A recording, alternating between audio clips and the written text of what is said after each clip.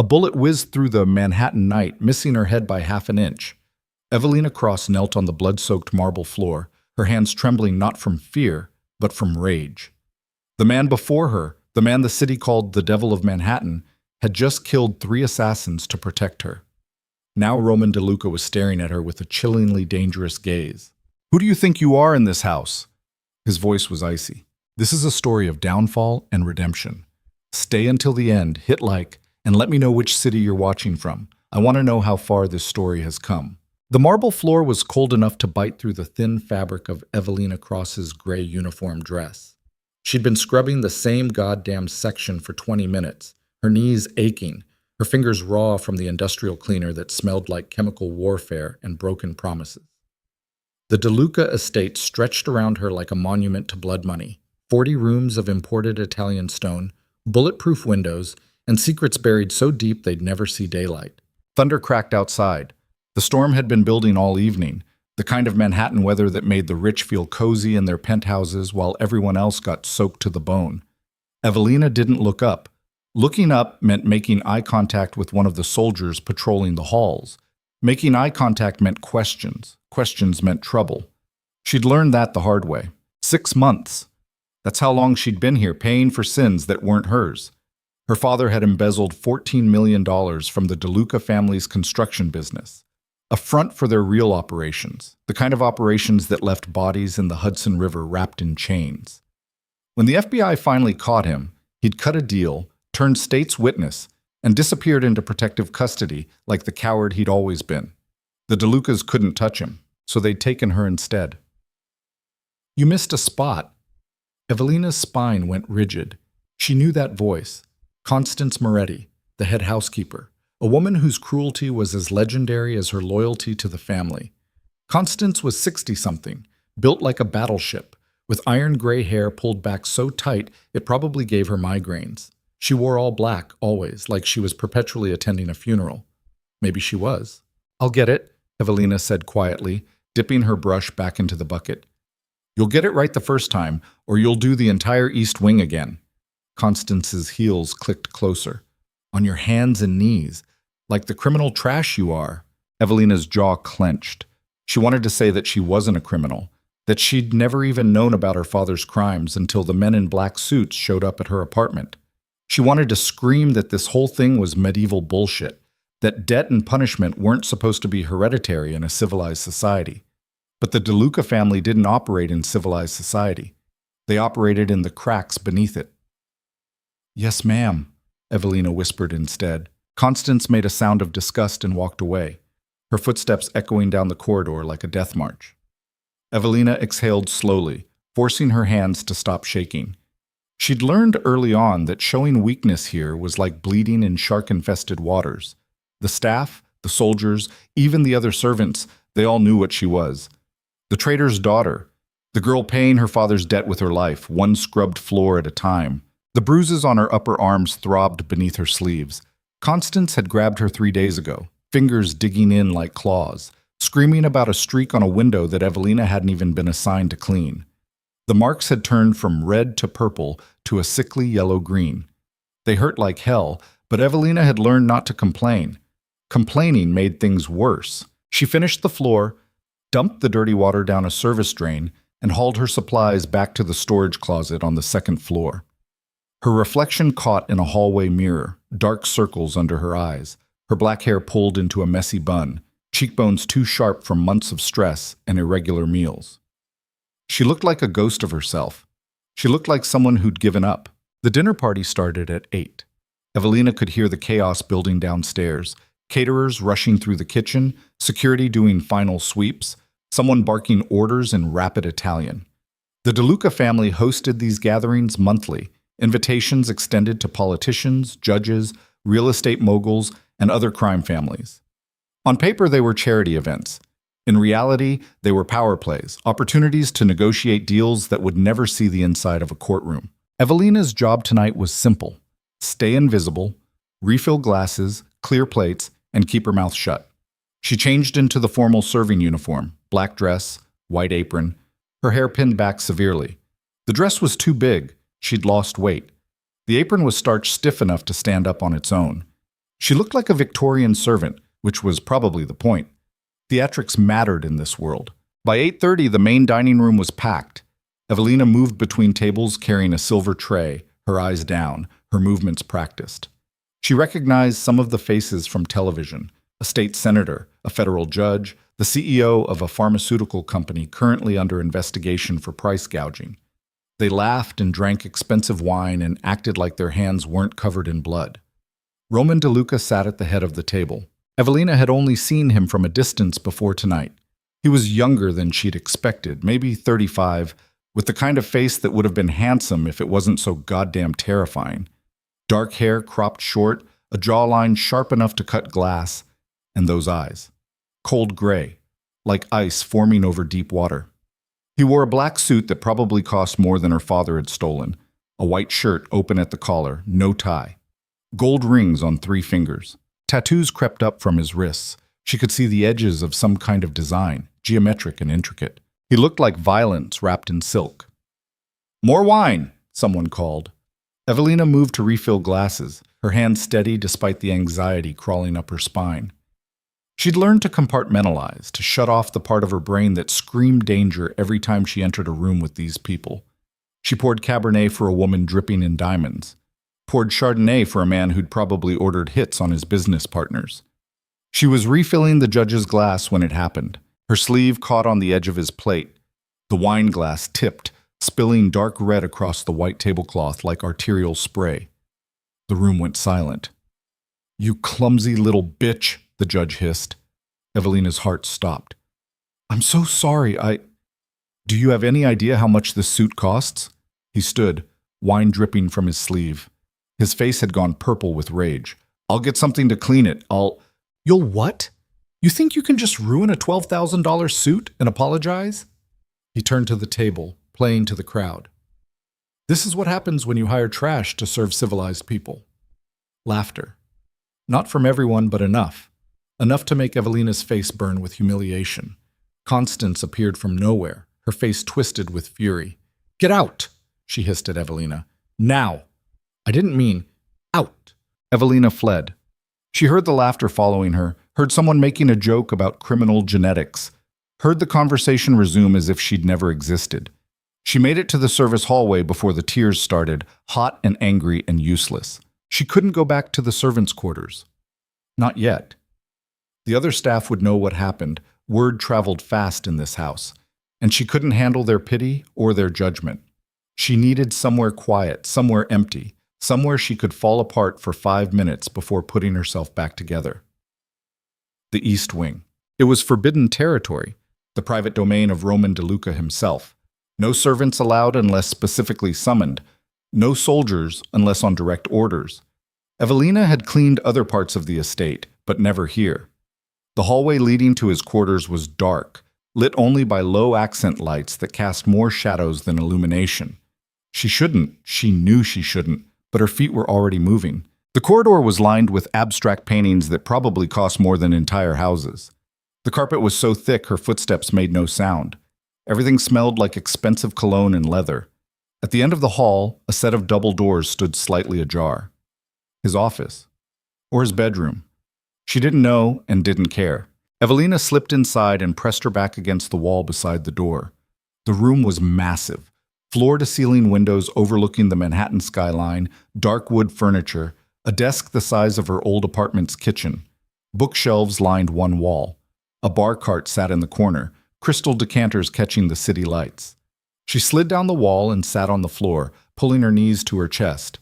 The tears came harder now. 6 months of holding everything in, 6 months of swallowing her pride and her anger and her grief, and it all came pouring out in ugly, gasping sobs. She cried for the life she'd lost, for the father who'd betrayed her and then abandoned her, for the future that had been stolen, for the girl she used to be, the one who'd had dreams and plans and a goddamn college acceptance letter. That girl was gone. This girl, this broken thing sitting on a mobster's floor, was all that remained. She didn't hear him enter, didn't see the shadow detach from the darkness near the windows, didn't know she wasn't alone until a voice cut through her crying like a knife. "Who the fuck are you?" Evelina's head snapped up. Her heart stopped, restarted, then tried to climb out through her throat. Roman DeLuca stood 15 feet away, half hidden in shadow. He wore black silk pajama pants and nothing else. His chest was a canvas of tattoos, intricate designs that looked like they'd been inked by a master artist, all geometric patterns and sharp lines that emphasized the muscle beneath. More gold rings, a watch that probably cost more than a car. His gray eyes were fixed on her with the kind of focus that made prey animals freeze before the kill. "I asked you a question." His voice was quiet, dangerous quiet. I'm sorry, I didn't think." Evelina scrambled to her feet, her back against the wall. "I didn't think anyone was here. I'll go. I'm sorry." "You're Cross's daughter." Not a question, a statement. Evelina nodded, unable to speak. Roman moved closer, slow and predatory. Each step was calculated, controlled. He stopped about 6 feet away, near enough that she could see the details of his tattoos, far enough that she couldn't run without him catching her. "You know you're not supposed to be here," he said. "Yes." "You know what happens to people who break the rules in my house?" "Yes." "Then why are you here? And why?" The honest answer stuck in her throat. "Because I needed somewhere to hide, because I'm tired of being strong, because for 5 minutes I wanted to pretend I was a person instead of a punishment." "I made a mistake," she said instead. "At the dinner. I spilled wine on Judge Morrison. I just needed a minute before Constance tears you apart?" Something that might have been amusement flickered in his eyes. "Morrison's an asshole, probably deserved it." Evelina blinked. That was not the response she'd expected. Roman walked to the bar cart and poured 2 fingers of whiskey into a crystal glass. He didn't offer her any, just stood there, drinking slowly, watching her like she was a puzzle he couldn't quite solve. "How long have you been here?" he asked. 6 months. "How old are you?" 23. He made a sound that might have been a laugh or a scoff. "Christ, you're a kid." "I'm not, compared to the shit you're surrounded by." He drained the whiskey. "Yeah, you are." The silence stretched between them. Evelina's mind raced through possible outcomes. He could throw her out. He could call Constance. He could have her beaten or worse. He owned this house, this empire, her entire goddamn life. Instead, he walked to the door and locked it. Evelina's pulse spiked. "What are you, Relax." Roman moved to the windows, staring out at the city. "I'm not going to touch you, but if Constance finds you here, she'll make your life hell. Better if no one knows you're in here at all." "I don't understand." "You don't have to." He glanced back at her. "Sit down. You look like you're about to pass out." Evelina didn't move. Every instinct screamed not to trust this, not to believe that the most dangerous man in New York was offering her anything resembling kindness. "Sit down." Not a request this time. She sat in one of the leather chairs near his desk, perched on the edge like a bird ready to fly. Roman remained by the window, his back to her now, hands in his pockets. The storm outside had intensified, rain hammering against the glass, lightning turning the skyline stark white for split seconds. "Your father's a coward," Roman said quietly. Evelina's throat tightened. "I know. He stole from my family, put his own daughter up as collateral when he couldn't pay it back. Then he ran." "I know." "You hate him for it." She'd never said it out loud before, never let herself think it clearly. But sitting here, in this room, with this man who had no reason to lie to her, or comfort her, or pretend things were anything other than what they were. "Yes," Evelina whispered. "I hate him." Roman turned to face her. The city lights behind him turned him into a silhouette, all dangerous edges and shadow. "Good. Hate's useful. Keeps you sharp. What would you know about it?" The words were out before she could stop them. Evelina froze, waiting for the explosion. Instead, Roman smiled. It was a terrible smile, cold and sharp and entirely humorless. "Everything," he said. He moved to his desk, pulled open a drawer, and retrieved a file folder. He tossed it onto the desk in front of her. "That's you. Everything we know about Evelina Cross." She stared at it. "Why are you showing me this?" "Because I want you to understand something." He leaned against the desk, arms crossed. "I know you graduated top of your class. I know you had a full scholarship to Columbia. I know you were 3 weeks from starting when your father's crimes caught up with him. I know every single thing you lost because of what he did. Evelina's hands clenched in her lap. Then you know this is bullshit. You know I had nothing to do with it. Yeah, I know. Then why am I here? Because my family doesn't forgive debts. Roman's voice was flat, emotionless. Your father stole $14 million. He gets to live in witness protection with a new name and a new life. Someone has to pay. That's how this works. That's barbaric. That's the world. Evelina stood, anger finally overriding fear. No, that's your world. The world you chose. Don't act like this is some universal truth, like you don't have a choice in... She didn't see him move. 1 second he was leaning against the desk. The next he was in front of her, close enough that she could smell whiskey and something darker, something that made her hindbrain scream danger. Careful, Roman said softly. You're already in a room you're not supposed to be in. Don't push your luck. But he didn't touch her, didn't threaten her, just stood there, invading her space, reminding her exactly how small she was compared to the power he represented. Evelina forced herself not to step back, forced herself to meet those cold gray eyes. What do you want from me? She asked. Roman's expression shifted, something unreadable crossing his face. He stepped back, putting distance between them again. I want you to survive, he said finally. That's all. Why? Because not everyone in this house is as guilty as they seem. He moved back to the window. Go. Back door, down the service stairs. Don't let anyone see you leave. It was a dismissal. Clear and final.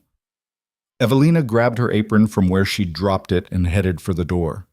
Her hand was on the lock when his voice stopped her. Cross? She turned. Roman was still facing the window, his profile sharp against the city lights. Those bruises on your arms. Who gave them to you? Evelina's blood went cold. She'd been careful to keep them covered. How had he... Who? He repeated. It doesn't matter. It matters to me. Why? He finally looked at her, and the expression in his eyes made her breath catch. It wasn't anger exactly. It was something colder, more purposeful. Because, Roman said quietly, nothing happens in my house without my permission. Evelina didn't sleep that night. She lay in her narrow bed in the servants' quarters, staring at the ceiling, replaying the conversation over and over. Roman DeLuca had every reason to throw her out, to punish her for trespassing, to make an example of her in front of the entire household. Instead, he'd locked the door to protect her, asked about her bruises, told her to survive. It didn't make sense. Men like him didn't care about girls like her. They didn't ask questions about college scholarships or show mercy to traitors' daughters. They certainly didn't look at someone with those cold, calculating eyes and then tell them survival mattered. But he had. And that was somehow more terrifying than if he'd thrown her out. The next morning, Constance called her into the main office at 6 a.m. Evelina's stomach dropped. Someone had seen her. Someone had talked. She was about to pay for last night's mistake in ways she didn't want to imagine. You're being reassigned, Constance said without preamble. Her face was pinched, angry, like the words tasted bad. Reassigned? Mr. DeLuca has requested a personal attendant for his private quarters. You'll be responsible for maintaining his office, his bedroom, and his penthouse suite. You'll serve him meals, manage his schedules, and handle any other tasks he requires. Evelina's mind went blank. What? You heard me. Constance's eyes were sharp with something that looked like suspicion and resentment. I don't know what you did to earn this position, and frankly, I don't care. But understand this. If you embarrass this family, if you fail in any way, the consequences will be severe. I don't understand. Why would he... Mr. DeLuca doesn't explain his decisions to me, and he certainly won't explain them to you. Constance shoved a folder across the desk. Your new duties. Memorize them. You start immediately. Evelina took the folder with numb fingers. This didn't make sense. Personal attendant meant access, meant proximity to the one man in this entire operation who could kill her with a phone call, meant she'd be alone with him, constantly. One more thing, Constance said, her voice dropping to something dangerous. Whatever you think this means, whatever special treatment you think you've earned, you're still the traitor's daughter. You're still nothing, and nothing is exactly what you'll remain. Roman's private quarters were on the top floor of the estate, accessed by a key-coded elevator that Evelina had never been allowed near before. The code was in the folder Constance had given her. She punched it in with shaking hands. The elevator opened directly into a massive penthouse suite. It was nothing like the rest of the house. Where the mansion below was all old-world European luxury, this space was modern and minimal. Floor-to-ceiling windows on 3 sides, sleek furniture in blacks and grays, art that looked like it belonged in a museum, a full kitchen, a living area with a fireplace, doors leading to what she assumed were bedrooms and bathrooms. The city sprawled below like a kingdom. "You're late," Evelina spun. Roman stood in the doorway to what looked like a bedroom, dressed in a charcoal suit, white shirt, no tie yet. He was putting on cufflinks, the movements practiced and precise. "I'm sorry, I didn't know what time. 6:30, every morning." He finished with the cufflinks and grabbed a tie from a hook near the mirror. "Coffee's already made, kitchen. Bring me a cup, black, and whatever schedule Marcello sent up." Evelina found the kitchen, found the coffee, found the manila envelope on the counter marked with today's date. Her hands were still shaking as she poured. This was insane. Yesterday she was scrubbing floors. Today she was bringing coffee to the man who owned half of Manhattan's criminal empire. Roman was at his desk when she returned, typing something on a laptop. He took the coffee without looking up, took a sip, and made a sound of approval. "You can brew coffee. That's something. I worked in a cafe during college. Before your father destroyed your life." It wasn't a question, and Evelina didn't answer it. Roman scanned the schedule, his expression unreadable. "Meetings until noon, conference call at 2, dinner with the Calabrese family at 8. He glanced up. "You'll attend." "What?" "You'll stand behind my chair during the dinner, pour wine, look decorative. Can you handle that without spilling on anyone?" The jab stung. "I can handle it." "Good." He went back to his laptop. "Your duties are in the file Constance gave you. Bedroom needs to be cleaned daily, linens changed twice a week, office stays organized. I have people who handle the important shit, but I need someone here who can manage the details. Think you can do that?" "Yes." "Don't fuck it up." He dismissed her with a wave of his hand, already focused back on his work. Evelina spent the rest of the day learning the layout of the penthouse, memorizing where everything went, understanding the rhythm of Roman's life. He had people coming and going all morning, men in expensive suits, soldiers with guns barely concealed under jackets, a lawyer who looked like he billed $500 an hour to breathe.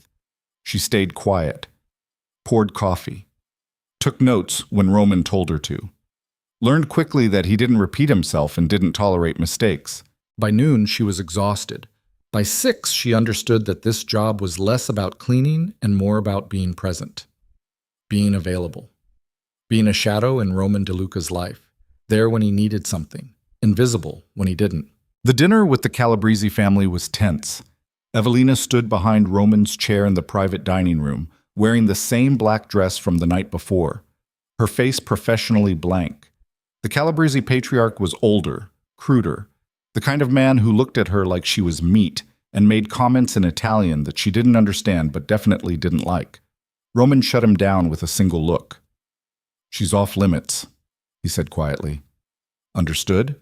The old man raised his hands in surrender, laughing. "Off limits, I understand. Your property, your rules." Evelina's jaw clenched. Property. That's what she was here. That's all she'd ever be.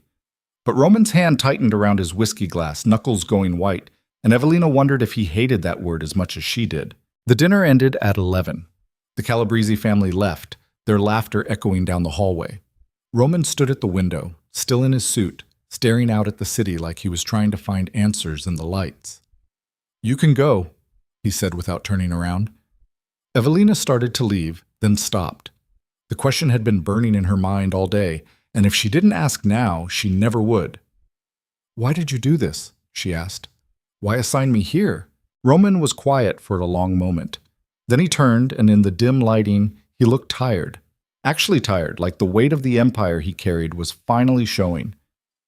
"Because Constance was going to break you," he said simply, "and I don't break things that don't deserve it. You don't even know me." "I know enough." He moved to the bar cart, poured whiskey. "Your father's a piece of shit. You're paying for his crimes. That's not justice. It's just cruelty." "And you're not cruel?" Roman's laugh was bitter. Oh, I'm cruel. Ask anyone in this city. But I'm cruel with purpose. Constance is cruel because she likes it. There's a difference. Evelina didn't know what to say to that. Didn't know if she was supposed to thank him or argue or just accept this strange mercy for what it was. Go to bed, Cross, Roman said, turning back to the window. Tomorrow starts early. She left. But as the elevator descended, carrying her back to the servants' quarters and the narrow bed and the life she hadn't chosen, Evelina couldn't shake the feeling that something had shifted. Roman DeLuca had noticed her, and in this world, being noticed by the king was either salvation or damnation. She had a terrible feeling it might be both. Bocche. 3 weeks passed. Evelina learned Roman's patterns. He woke at 5:30 every morning and went to the gym on the building's lower level. Back by 6:15, showered by 6:30, coffee and schedule review by 7. Meetings filled most mornings. Afternoons were for the business side of the operation. Construction permits, real estate deals, campaign donations that bought politicians. Evenings were unpredictable, sometimes dinners with other families, sometimes late nights in the office with ledgers and numbers.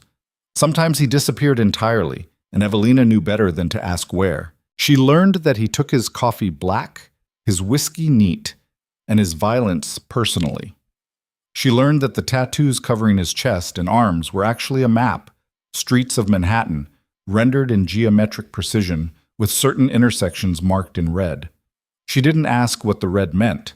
She learned that he read constantly, philosophy, military history, poetry in Italian, that he never translated for her. She learned that he was fluent in 4 languages and could calculate complex financial equations in his head faster than she could input them into a calculator.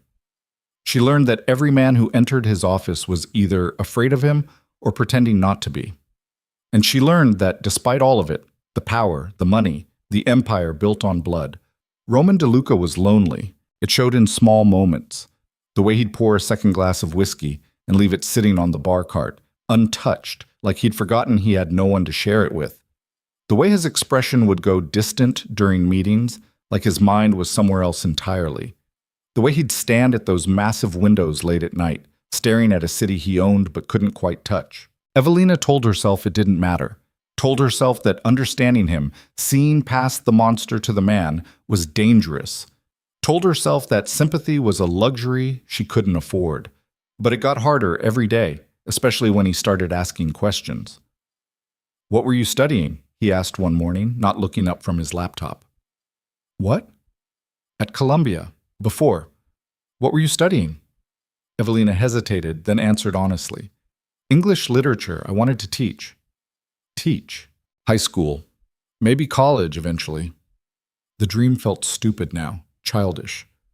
I liked books. Liked the idea of helping kids find themselves in stories. Roman finally looked at her, something unreadable in his expression. "That's a good dream." "It's a dead dream." "Maybe." He went back to his laptop. "Or maybe it's just delayed." The comment sat between them like a promise neither of them could keep. Another time, late at night when she was reorganizing his bookshelves while he worked, he asked, "You ever think about running?" Evelina froze. "What?" "Running. Disappearing. Your father did it. You could too." "Where would I go?" "Anywhere. Mexico. Canada. Europe.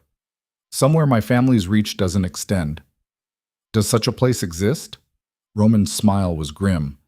"Probably not, but you could try." "Why are you asking me this?" He was quiet for a long time, pen still moving across the paper in front of him. "Because I want to know if you're here by choice or by force." "Does it matter?" "To me? Yeah, it matters." Evelina set down the book she was holding and turned to face him fully. "If I run, your family comes after me. If they catch me, I die badly. If they don't catch me, I spend the rest of my life looking over my shoulder. That's not freedom. That's just a different kind of prison." "So you're choosing this?" "I'm choosing survival. There's a difference." Roman leaned back in his chair, studying her with those unnerving gray eyes. "You're smarter than half the men who work for me. And yet here I am, cleaning your office." "Yeah." Something dark crossed his expression. "Here you are." The tension between them was building. Evelina felt it every time they were alone, Every time their eyes met across the room, every time he handed her something and their fingers brushed. It was dangerous and inevitable and absolutely forbidden. She was the traitor's daughter. He was the king. Nothing good could come from this.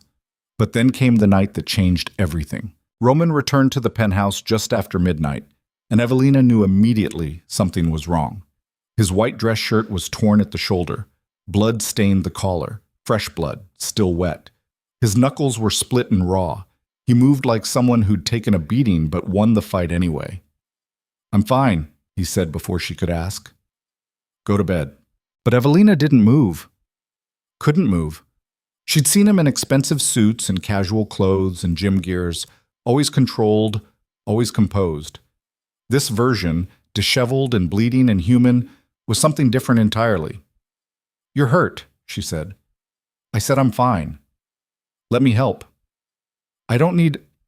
Let me help." Firmer this time. Roman looked at her, really looked at her, and something in his expression cracked. First aid kit. Bathroom under the sink. She found it, brought it back to the living room. Roman had already taken off the ruined shirt, revealing the full canvas of his tattoos and a nasty bruise forming along his ribs. Evelina's breath caught. This close, she could see every detail, the precise line work of the ink, the scars hidden beneath it, the raw physical power in every muscle. "Sit," she ordered, pointing to the couch. To her surprise, he obeyed. Evelina cleaned the cuts on his knuckles first, her hands steady despite the adrenaline singing through her veins. Roman sat perfectly still, watching her work with an intensity that made her skin prickle. "What happened?" she asked quietly. "Business." "That's not an answer." "It's the only answer you're getting." She moved to the cut on his collarbone, dabbing antiseptic with careful precision. This close, she could smell him. Expensive cologne mixed with sweat, and something metallic that was probably blood. This close, she could see the tiny flecks of gold in his gray eyes. This close, she could feel the heat radiating off his skin. "This is going to scar," she said, applying a butterfly bandage. "Add it to the collection." Evelina's fingers brushed the edge of one tattoo, tracing the line without thinking. Roman went absolutely still beneath her touch. "Sorry," she whispered, pulling back. But his hand caught her wrist, holding her there. Not tight, not controlling, just holding. "Don't be," he said, his voice rough. The air between them turned electric. Evelina's pulse hammered in her throat. She should pull away, should step back, should remember exactly who they were and what this was and how badly this could end. Instead, she met his eyes and saw the same war playing out there that was raging inside her. "Cross," Roman said quietly. A warning, a plea.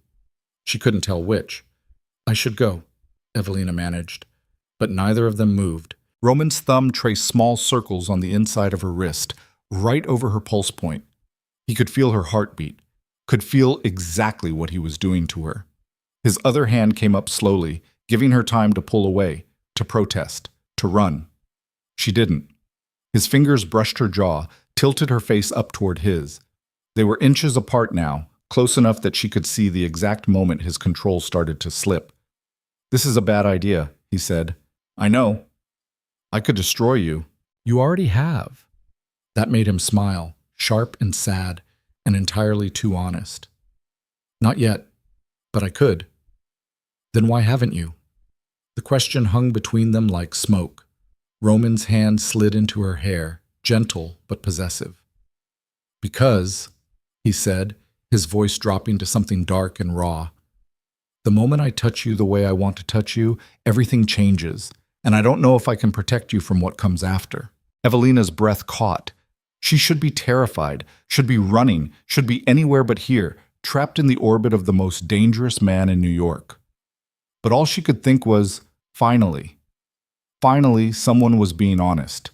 Finally, someone was admitting that this thing between them was real and dangerous and impossible to ignore. "Maybe I don't need protection," she whispered. Roman's eyes darkened. "You have no idea what you're asking for." "Then show me." For one long, terrible moment, Evelina thought he might actually do it. Might close those last few inches and kiss her and damn all the consequences. His grip in her hair tightened, his breathing changed, Every line of his body screamed want. But then he pulled back, dropped his hands, stepped away. "Go to bed, Cross," he said, his voice carefully controlled again. The vulnerable man from a moment ago was gone, locked back behind walls of ice and power. "Now!" It felt like a slap. Evelina's face burned with humiliation. "I'm sorry, I thought—" "You thought wrong. This can't happen, won't happen." He turned away, presenting her with his back, his shoulders rigid. "Go." She left, practically ran to the elevator, stabbed the button with shaking fingers. The doors closed on Roman still standing there, still facing away, his hands clenched into fists at his sides. The elevator descended, and Evelina pressed her forehead against the cold metal wall and tried to figure out what the hell had just happened. He'd almost kissed her. He'd wanted to kiss her. But he hadn't. Because doing so would cross a line even the king of New York's underworld wasn't willing to cross. Or because he was protecting her from something she couldn't see yet. Or because the elevator stopped, but not at the servants' floor. The doors opened on the main level, the one where the soldiers patrolled and the real business of the DeLuca empire happened. And standing right there, waiting like she'd known exactly when Evelina would appear, was Constance. Her expression was pure venom. "So," she said softly, dangerously. "It's true." Evelina's blood turned to ice. "What's true?" "You're fucking him." "I'm not—" "Don't lie to me, you little whore." Constance stepped into the elevator, forcing Evelina back against the wall. "Did you really think no one would notice? That you could spread your legs for the boss and no one would talk?" "I haven't done anything. You're in his private quarters until midnight, alone. Every night. You think we're all stupid?" Constance's voice rose. "You think you're special? You're nothing. You're a debt being paid. And the moment he gets tired of you, and he will get tired of you, you're going to wish you'd never been born." The elevator doors started to close. Constance slammed a hand against them, holding them open. "But until then," she continued, her voice dropping back to that poisonous whisper, "you belong to him, which means you're untouchable, which means I can't do what I want to do to you, not yet." She stepped back. The doors closed. Evelina's legs gave out. She slid down the wall, sat on the floor, and tried to breathe through the panic. Constance thought she was sleeping with Roman, which meant others thought it too, which meant the entire household believed she'd traded her body for better treatment, which meant her position here had just become infinitely more dangerous. Because the moment Roman tired of her, the moment he proved he wasn't actually interested, she'd have no protection at all, and Constance would destroy her. The elevator reached the servants' floor. Evelina forced herself to stand, to walk to her room on steady legs, to close the door and lock it like that would keep any of this out. She didn't sleep, just lay there in the dark, replaying the night over and over. Roman's hands in her hair, his voice asking what she wanted, the heat in his eyes before he'd shut it down. And Constance's words, "You're going to wish you'd never been born." Somewhere above her, in the penthouse suite, Roman DeLuca was probably having the same sleepless night, but for very different reasons. Because he'd almost broken his own rules, almost touched something he knew he couldn't keep, almost started something that could only end one way, in blood. Morning came too fast and felt like punishment. Evelina dragged herself out of bed at 5:15, her body aching from a night spent not sleeping. Her reflection in the cracked mirror looked like hell, dark circles, pale skin, hair that refused to cooperate. She splashed cold water on her face and tried to pretend last night hadn't happened. Tried to pretend she hadn't almost kissed Roman DeLuca. Tried to pretend Constance hadn't cornered her in the elevator with threats that felt more like promises. The penthouse elevator ride felt longer than usual. Evelina's stomach twisted with anxiety. She had no idea what she'd find when those doors opened. Would Roman pretend nothing happened? Would he fire her, send her back to Constance's tender mercies? Would he look at her the way he had last night, like she was something he wanted but couldn't have? The elevator chimed. The doors slid open. Roman stood at the windows in gym clothes, a protein shake in one hand, his phone in the other. He didn't turn around when she entered. "You're late," he said flatly. "It's 6:20. Evelina checked her watch, 6:18. "I'm 2 minutes early." "My schedule says 6:15. That makes you late." He finally turned and his face was completely blank. Professional, Cold. Coffee. Now. No good morning, no acknowledgement of last night. Nothing. Fine. She could play that game too. Evelina went to the kitchen, made the coffee exactly how he liked it, black and scalding. She brought it to his desk where he'd already settled in, laptop open, papers spread out like he'd been working for hours. He took the cup without looking at her. Marcello's sending up the quarterly reports at 7. I need them organized by division before the 8 o'clock call. Can you handle that, or should I get someone competent? The jab landed exactly where he meant it to. I can handle it, Evelina said through clenched teeth. Good. Then do it and stop standing there like you're waiting for a fucking tip. She turned on her heel and walked away before she said something that would get her thrown off the roof. Her hands shook as she straightened the already perfect couch cushions, as she wiped down the already clean bar cart, as she did anything to keep from looking at him. This was worse than if he'd just fired her. This cold dismissal, this deliberate cruelty, it felt personal, like punishment for wanting him, for almost letting him touch her, for being stupid enough to think a man like Roman DeLuca could ever want someone like her as anything other than a convenient, warm body. The reports arrived at 7 on the dot. Evelina spent the next 45 minutes organizing them, her brain working on autopilot while her emotions churned. She could feel Roman watching her from across the room, could feel the weight of his attention even though every time she glanced up, he was looking at his laptop. At 7:50, she brought him the organized files. He flipped through them, his expression unchanging. You mixed up the construction division and the real estate holdings. Evelina's stomach dropped. I'll fix it. Don't bother. I already did. He tossed the files on his desk. Next time, pay attention.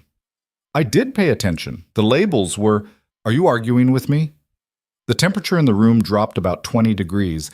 Evelina swallowed her protest. No. Then get out. I have a call. She left. Made it to the kitchen before the angry tears started. She blinked them back furiously.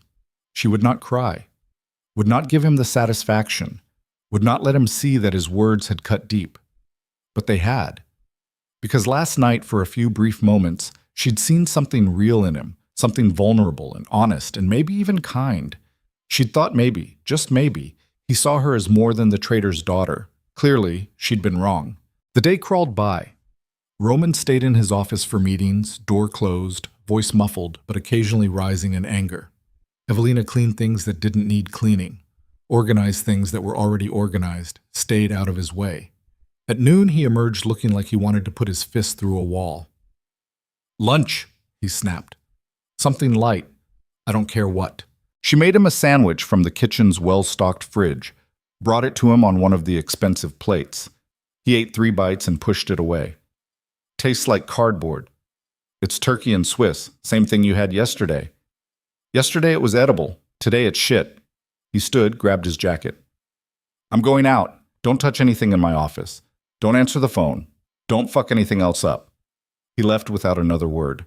Evelina stared at this half-eaten sandwich and felt something inside her snap. She grabbed the plate and threw it in the sink hard enough that it shattered. Then she stood there, breathing hard, staring at the broken porcelain. What the hell was his problem?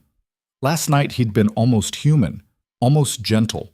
He'd touched her face like she was something precious, looked at her like she mattered. Today he was treating her like dirt on his shoe. Unless last night had scared him too. Unless he was pushing her away on purpose. Unless this cold cruelty was his way of rebuilding the walls she'd almost broken through. The thought should have made her feel better. Instead, it made everything worse.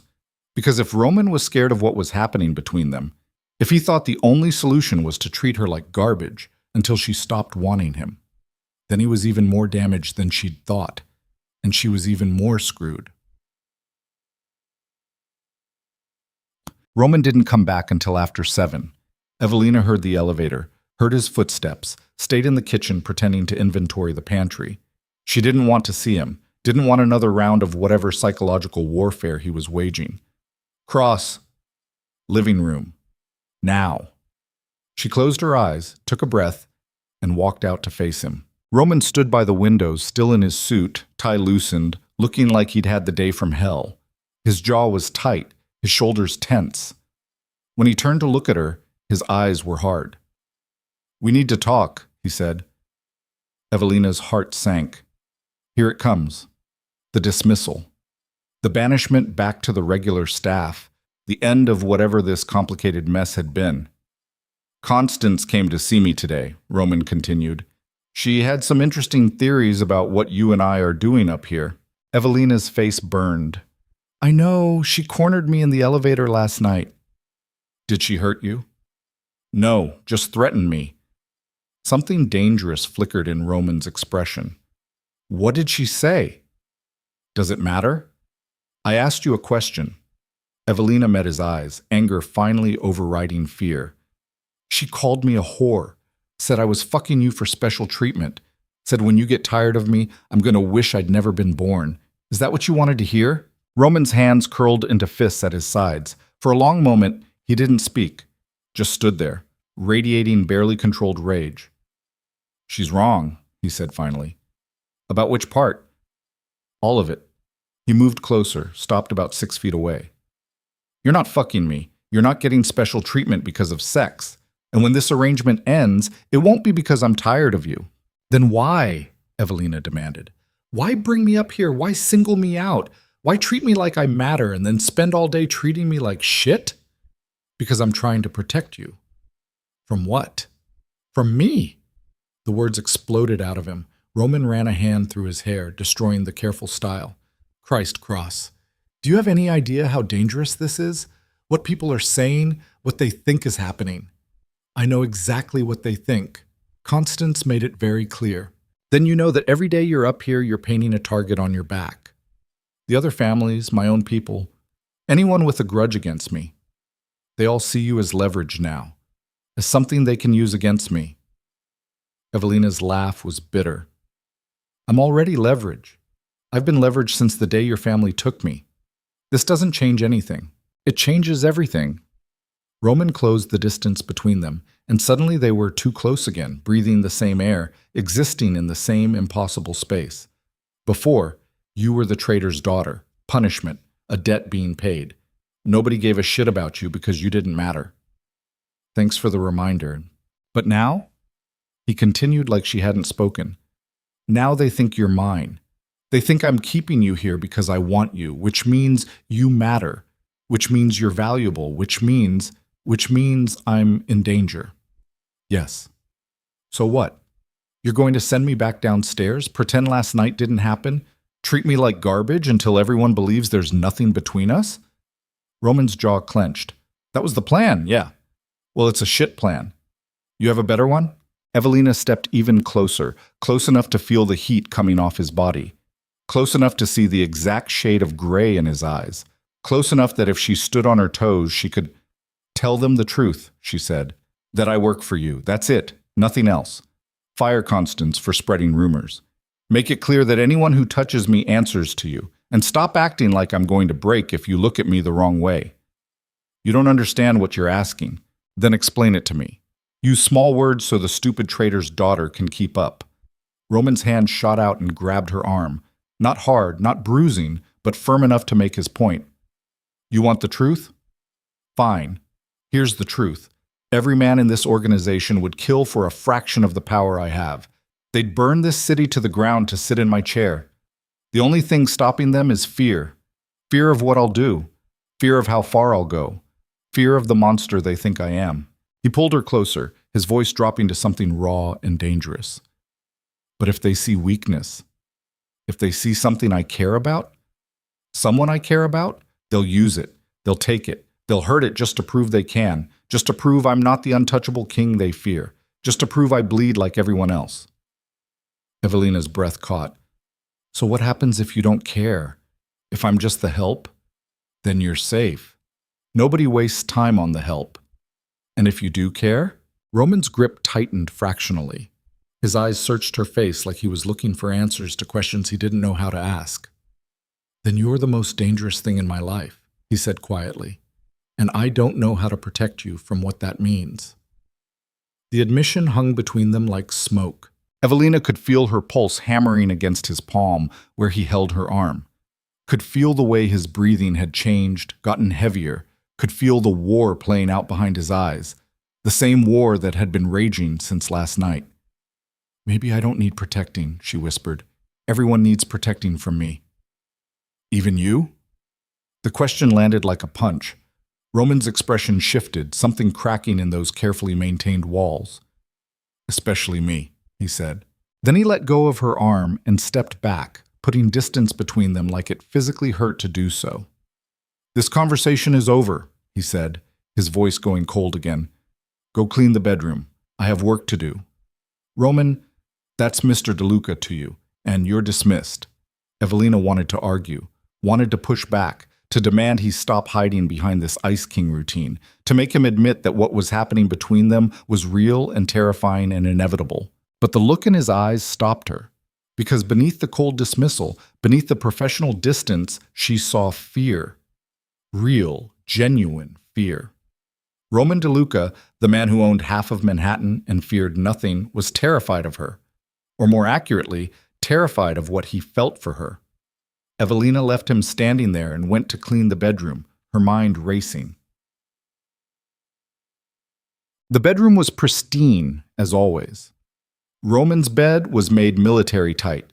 His clothes were organized by color in a walk-in closet that was bigger than her old apartment. Everything had a place. Everything was controlled.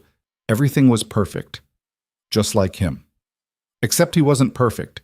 He was barely holding it together, using cruelty and distance and cold professionalism to keep himself from doing what he clearly wanted to do. Touch her, keep her, claim her. Evelina stripped the bed even though the sheets were clean, needing something to do with her hands. As she pulled off the pillowcases, something fell out and hit the floor with a soft thud. A book. Hardcover, worn edges, pages dog-eared. She picked it up, curiosity overriding caution. Love in the Time of Cholera. Gabriel Garcia Marquez. The spine was cracked from repeated readings. Notes filled the margins in Roman's precise handwriting, mostly in Italian, a few in English. One passage was underlined heavily, the words almost carved into the page. The problem with marriage is that it ends every night after making love, and it must be rebuilt every morning before breakfast. Below it, in Roman's handwriting, reconstruction requires vulnerability. Vulnerability is weakness. Weakness is death. Evelina's heart clenched. She flipped through more pages, found more notes, more passages about love and longing and the impossible distance between wanting something and deserving it. This wasn't the book of a monster. This was the book of a man who'd convinced himself he couldn't have the things he wanted. What the fuck are you doing? Evelina spun around. Roman stood in the doorway, his face a mask of fury. I was changing the sheets. It fell out. He crossed the room in 3 strides and snatched the book from her hands. Don't touch my things. I wasn't trying to. I said don't touch my things. He shoved the book into a drawer and slammed it shut. That's private. I'm sorry, I didn't mean to. Get out. Roman, get out. His voice was shaking, actually shaking. Evelina had seen him calm while ordering hits, composed while negotiating deals worth millions, ice cold while staring down men who wanted him dead. But a book, a goddamn book about love, had cracked that composure completely. She left without another word, took the elevator down, walked past the soldiers who definitely noticed her leaving early, made it back to her room before the tears finally came. This was impossible. All of it. She was falling for a man who was too damaged to let himself be loved, who thought caring about someone was a death sentence, who'd rather push her away with cruelty than risk the vulnerability of being honest. And the worst part was that she understood, because she was damaged too, broken by a father's betrayal, trapped in a life she never chose, surviving day by day in a world that wanted to grind her into dust. They were both prisoners, just in different kinds of cages. Evelina didn't return to the penthouse that night. She couldn't. Couldn't face Roman's cold dismissal, couldn't handle another round of psychological warfare, couldn't survive another almost moment that ended in rejection. At 10 p.m., her phone buzzed, a text from an unknown number. Where are you? Her heart stopped. She knew that tone even in text form. She typed back, not feeling well. I'll return tomorrow. The response came immediately. Bullshit. Get up here. Now. I said, I'm not feeling well. And I said now. Don't make me come get you. Evelina stared at the phone, anger and something else. Something dangerous and warm, flooding through her. He had no right to order her around off the clock. No right to demand she come running just because he was used to getting what he wanted. She typed, "No." Her phone rang 10 seconds later. She ignored it. It rang again and again. On the fourth call, she answered. "What?" she snapped. "Get up here." Roman's voice was tight with barely controlled anger. "We need to talk." "We talked. You told me to get out, so I got out. That was hours ago. And I'm still out. Funny how that works." Silence on the other end. Then, "Are you quitting?" "Do I have that option?" "No." "Then I'm not quitting. I'm taking a sick day." "You don't look sick." Evelina froze. "How would you know what I look like?" "Because I'm outside your door." She yanked open the door to the servants' quarters. Roman stood there in jeans and a t-shirt, no suit, no armor, just him. He looked exhausted and furious, and somehow more human than she'd ever seen him. "You can't be down here," Evelina hissed. "If someone sees, I don't give a shit who sees." He pushed past her into the tiny room, barely big enough for a bed and a dresser. "We're going to talk. Now." "About what? About how you want me to leave you alone?" Message received. Roman turned on her and the look in his eyes was wild. "You think I want you to leave me alone? You kicked me out of your room because you were reading my—" He stopped, ran both hands through his hair. "Christ, do you have any idea how hard it is to stay away from you?" Evelina's breath caught. "Then don't. It's not that simple. It's exactly that simple. You want me, I want you, we're both adults. You're my prisoner."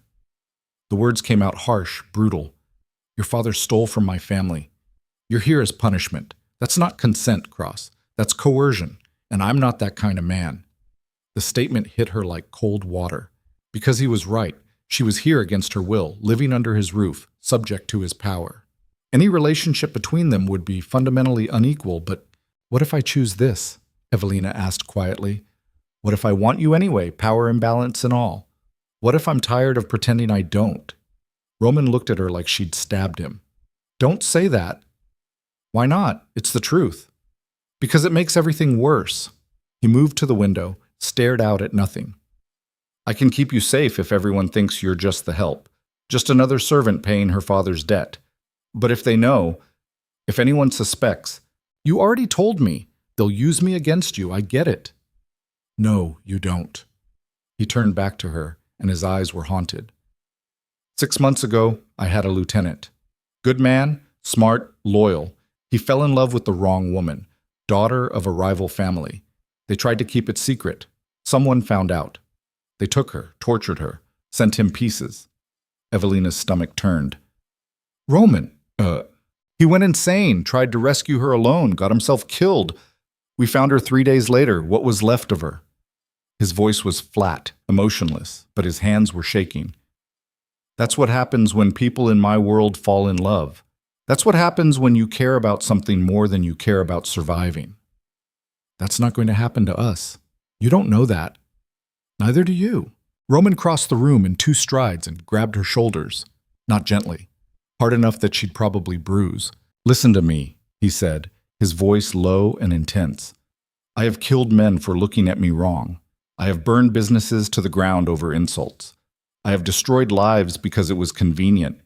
That's who I am. That's what I do. And every day you're near me, every day we pretend this thing between us doesn't exist, you're in danger, real danger, the kind that doesn't end with you going back to scrubbing floors. Then let me go, Evelina challenged. If I'm such a liability, if caring about me is so dangerous, then release me from my father's debt. Let me leave. His grip tightened. No. Why not? Because I'm a selfish bastard. The admission came out rough, almost angry. Because the thought of you out there, unprotected, where I can't see you, it's worse than the thought of you here in danger. At least here I can try to keep you safe. So what? I'm supposed to stay close enough for you to protect but far enough away that no one thinks you care? I'm supposed to want you in silence? Pretend my heart doesn't race every time you walk in the room? Yes. That's not fair. Nothing about this is fair. Roman let go of her shoulders, stepped back. Your father destroyed your life. My family finished the job. You're paying for sins that aren't yours. I'm falling for someone I have no right to touch. Fair left the building a long time ago. Evelina's heart stopped. What did you just say? Roman closed his eyes. Forget it. You said you're falling for me. I didn't. You did. I heard you. She moved closer, invaded his space the way he'd invaded hers so many times. Say it again. Cross, say it. This is a bad idea. Everything about us is a bad idea. Say it anyway. Roman opened his eyes, and the look in them nearly destroyed her. Raw, vulnerable, terrified. I'm falling for you, he said quietly. I have been since the night I found you crying in my office. Maybe before. And it scares the shit out of me because I don't know how to do this. I don't know how to care about someone without destroying them. I don't know how to be anything other than the monster everyone thinks I am. Evelina's hands came up to his face, trembling but deliberate. Then learn. I don't know how. We'll figure it out together. Everyone I've ever cared about ends up dead or broken. Then I guess I'm already halfway there. That made him smile, sad and small and entirely too honest. You're not afraid of me. I'm terrified of you. Then why are you still here? Because I'm more afraid of leaving. The words hung between them like a confession, like a promise, like the beginning of something that couldn't be stopped. Roman's hands came up to cover hers where they rested against his face. If we do this, if we cross this line, there's no going back. Everything changes. I know. People will try to hurt you. Let them try. I might hurt you. You already have, and I'm still standing. His thumb traced her bottom lip, gentle despite the calluses. I'm not a good man, Cross. I'm not asking you to be good. I'm asking you to be honest. Honest about what? Do you want me? Roman's eyes went dark. Every second of every day. Then take me. For one suspended moment, nothing happened. Roman stood there, war playing out across his face. Duty versus desire. Protection versus possession. Fear versus need. Then the fear lost. His mouth crashed into hers like a man drowning, and she was air. The kiss was desperate, hungry, months of tension and denial and want exploding between them. His hands tangled in her hair, pulling her closer, like he couldn't get enough. Evelina's arms wrapped around his neck, pressing herself against him, feeling every hard plane of muscle, every rapid breath, every shudder of restraint breaking. This wasn't gentle, wasn't romantic, wasn't anything like the movies. This was raw and real and reckless. Two people who'd been fighting themselves finally surrendering to the inevitable. Roman backed her toward the bed, never breaking the kiss. His hands moved to her waist, her hips burning through the thin fabric of her clothes. Evelina gasped against his mouth, and he swallowed the sound, kissing her deeper, harder, like he was trying to memorize the taste of her. They fell onto the narrow bed together, and suddenly the reality crashed in. The thin walls, the other servants just doors away. The impossibility of privacy in a building where everyone watched everyone. Roman pulled back, breathing hard. Not here. What? Not here. Not like this. He stood, pulled her up with him. Upstairs, my room, somewhere I can... He stopped himself, jaw clenching. Somewhere you can what? Evelina prompted. Somewhere I can take my time with you. His voice was rough with want. Somewhere I can do this right. Roman, come upstairs with me. Not a demand, a request. Please. That last word, that quiet plea, undid her. Evelina took his hand. They made it to the elevator without being seen. Made it to the penthouse while Evelina's heart tried to beat its way out of her chest. Made it to Roman's bedroom before reality could catch up. Roman locked the door behind them, actual lock, not just closing it, and turned to face her. In the dim lighting from the city outside, he looked younger, less like the king of Manhattan's underworld, and more like just a man who wanted something he shouldn't. Last chance, he said quietly. We can stop. Pretend this didn't happen. Go back to... Evelina kissed him, poured every ounce of want and fear and reckless hope into it. Roman made a sound low in his throat, surprise or surrender, she couldn't tell. And then he was kissing her back, hands sliding under her shirt, skin against skin, heat and need, and finally letting go. They undressed each other in silence, not because it wasn't important, but because words would have broken the spell. Evelina traced the tattoos covering his chest and arms, the scars hidden beneath the ink, the evidence of a life lived violently. Roman's hands shook as he touched her, reverent and hungry at the same time, like she was something precious he was afraid of breaking. "I've wanted this," he whispered against her neck. "Wanted you, since the first night." "Then why did you wait?" "Because I'm an idiot who thought I could resist you." "And now?" Roman pulled back to look at her, his eyes intense in the darkness. "Now I'm done resisting." He laid her back on the bed, covered her body with his, and kissed her until she forgot her own name. His hands explored every inch of her, learning what made her gasp, what made her arch against him, what made her moan his name. When he finally pushed inside her, they both went still. Evelina had expected it to be rough, desperate, all the pent-up tension exploding at once. Instead, Roman moved slow, deliberate, watching her face, reading every reaction, making sure every touch brought pleasure, not pain. Like this wasn't just sex, but something more, something that mattered. "Look at me," he commanded softly when her eyes fluttered closed. She did, and saw her own vulnerability reflected back in his eyes. They moved together, building to something that felt bigger than both of them. Roman's forehead pressed against hers, their breath mingling, their bodies locked together in the oldest dance. When the pleasure crested, Evelina cried out, and Roman swallowed the sound with a kiss, following her over the edge seconds later. They lay tangled together afterward, sweat slicked and breathing hard.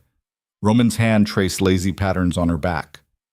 Evelina's head rested against his chest, listening to his heartbeat slow back to normal. "We're so fucked," Roman said eventually. "Literally or figuratively?" That surprised a laugh out of him, rough and genuine. "Both." Evelina propped herself up to look at him. "Regrets already?" "No." He tucked a strand of hair behind her ear. "But reality's going to come crashing back in the morning, and I need you to understand what that means." "Tell me." Roman's expression went serious. "As of tonight, you're under my personal protection. Anyone who touches you, threatens you, even looks at you wrong, they answer to me. That's non-negotiable." "Okay. But it also means you're a target. Every enemy I have, every rival who wants my territory, every ambitious soldier looking to climb the ladder, they'll see you as leverage, as a way to get to me." "I understand." "Do you?" He sat up, pulling her with him. "Cross, I'm talking about people who will hurt you just to watch me bleed, who will take you apart piece by piece to prove I'm not untouchable, who will use you until there's nothing left just to send me a message. Then we make sure they don't get the chance." "It's not that simple." "Then we make it that simple." Evelina took his face in her hands. "You're the king of New York, Roman. Start acting like it. Anyone who touches me dies. Anyone who threatens me disappears. Make the message clear enough that no one's stupid enough to try." Roman stared at her, something like awe in his eyes. "You're terrifying, you know that?" "I learned from the best." He kissed her again, soft this time. When he pulled back, his expression was conflicted. "There's something else," he said. "Something you need to know before this goes any further." Evelina's stomach tightened. "What?" "Your father. He didn't just steal $14 million. He also gave the FBI information about my family's operations, names, locations, evidence that could have put my uncle and 3 of my captains in prison for life." The world tilted. "What?" "The only reason they're not in jail right now is because we had people inside who buried the evidence. Cost us another $20 million in bribes and blackmail." Roman's jaw clenched. "Your father didn't just betray my family financially. He tried to destroy us. And the punishment for that is death," Evelina finished numbly. "Not servitude, death." "Yeah. So why am I alive?" Roman looked away. "Because I made a deal. Told my uncle I'd handle it my way. Keep you as a servant, make you pay the debt through labor instead of blood. He agreed because he thought it was a worse punishment. Watching you suffer every day, knowing it was your father's fault." "But that's not why you did it." "No." He met her eyes again. "I did it because executing the daughter for the father's crimes felt wrong. Even in my world, even by my standards." Evelina tried to process this. Her father hadn't just stolen money. He'd tried to send Roman's family to prison, had given up evidence, names, everything. And Roman had saved her life when he had every right, every justification, every expectation to take it. "Why are you telling me this now?" she asked. "Because if we're doing this, if we're really doing this, you need to know exactly who I am, what I'm capable of, the kind of decisions I make." Roman's voice was steady, but his eyes were haunted. "I saved you, but I've killed others for less. I've ordered execution, sanctioned torture, done things that would make you sick if you knew the details. And I'll do them again. That doesn't change just because I'm falling for you." Evelina absorbed this, tried to reconcile the man who just made love to her with careful tenderness and the man who ordered people's deaths over breakfast. "I'm not asking you to change," she said finally. "You should, but I'm not." She moved closer, wrapped herself around him. "I know who you are, Roman. I've known since the beginning. You're a monster who rules a criminal empire with blood and fear.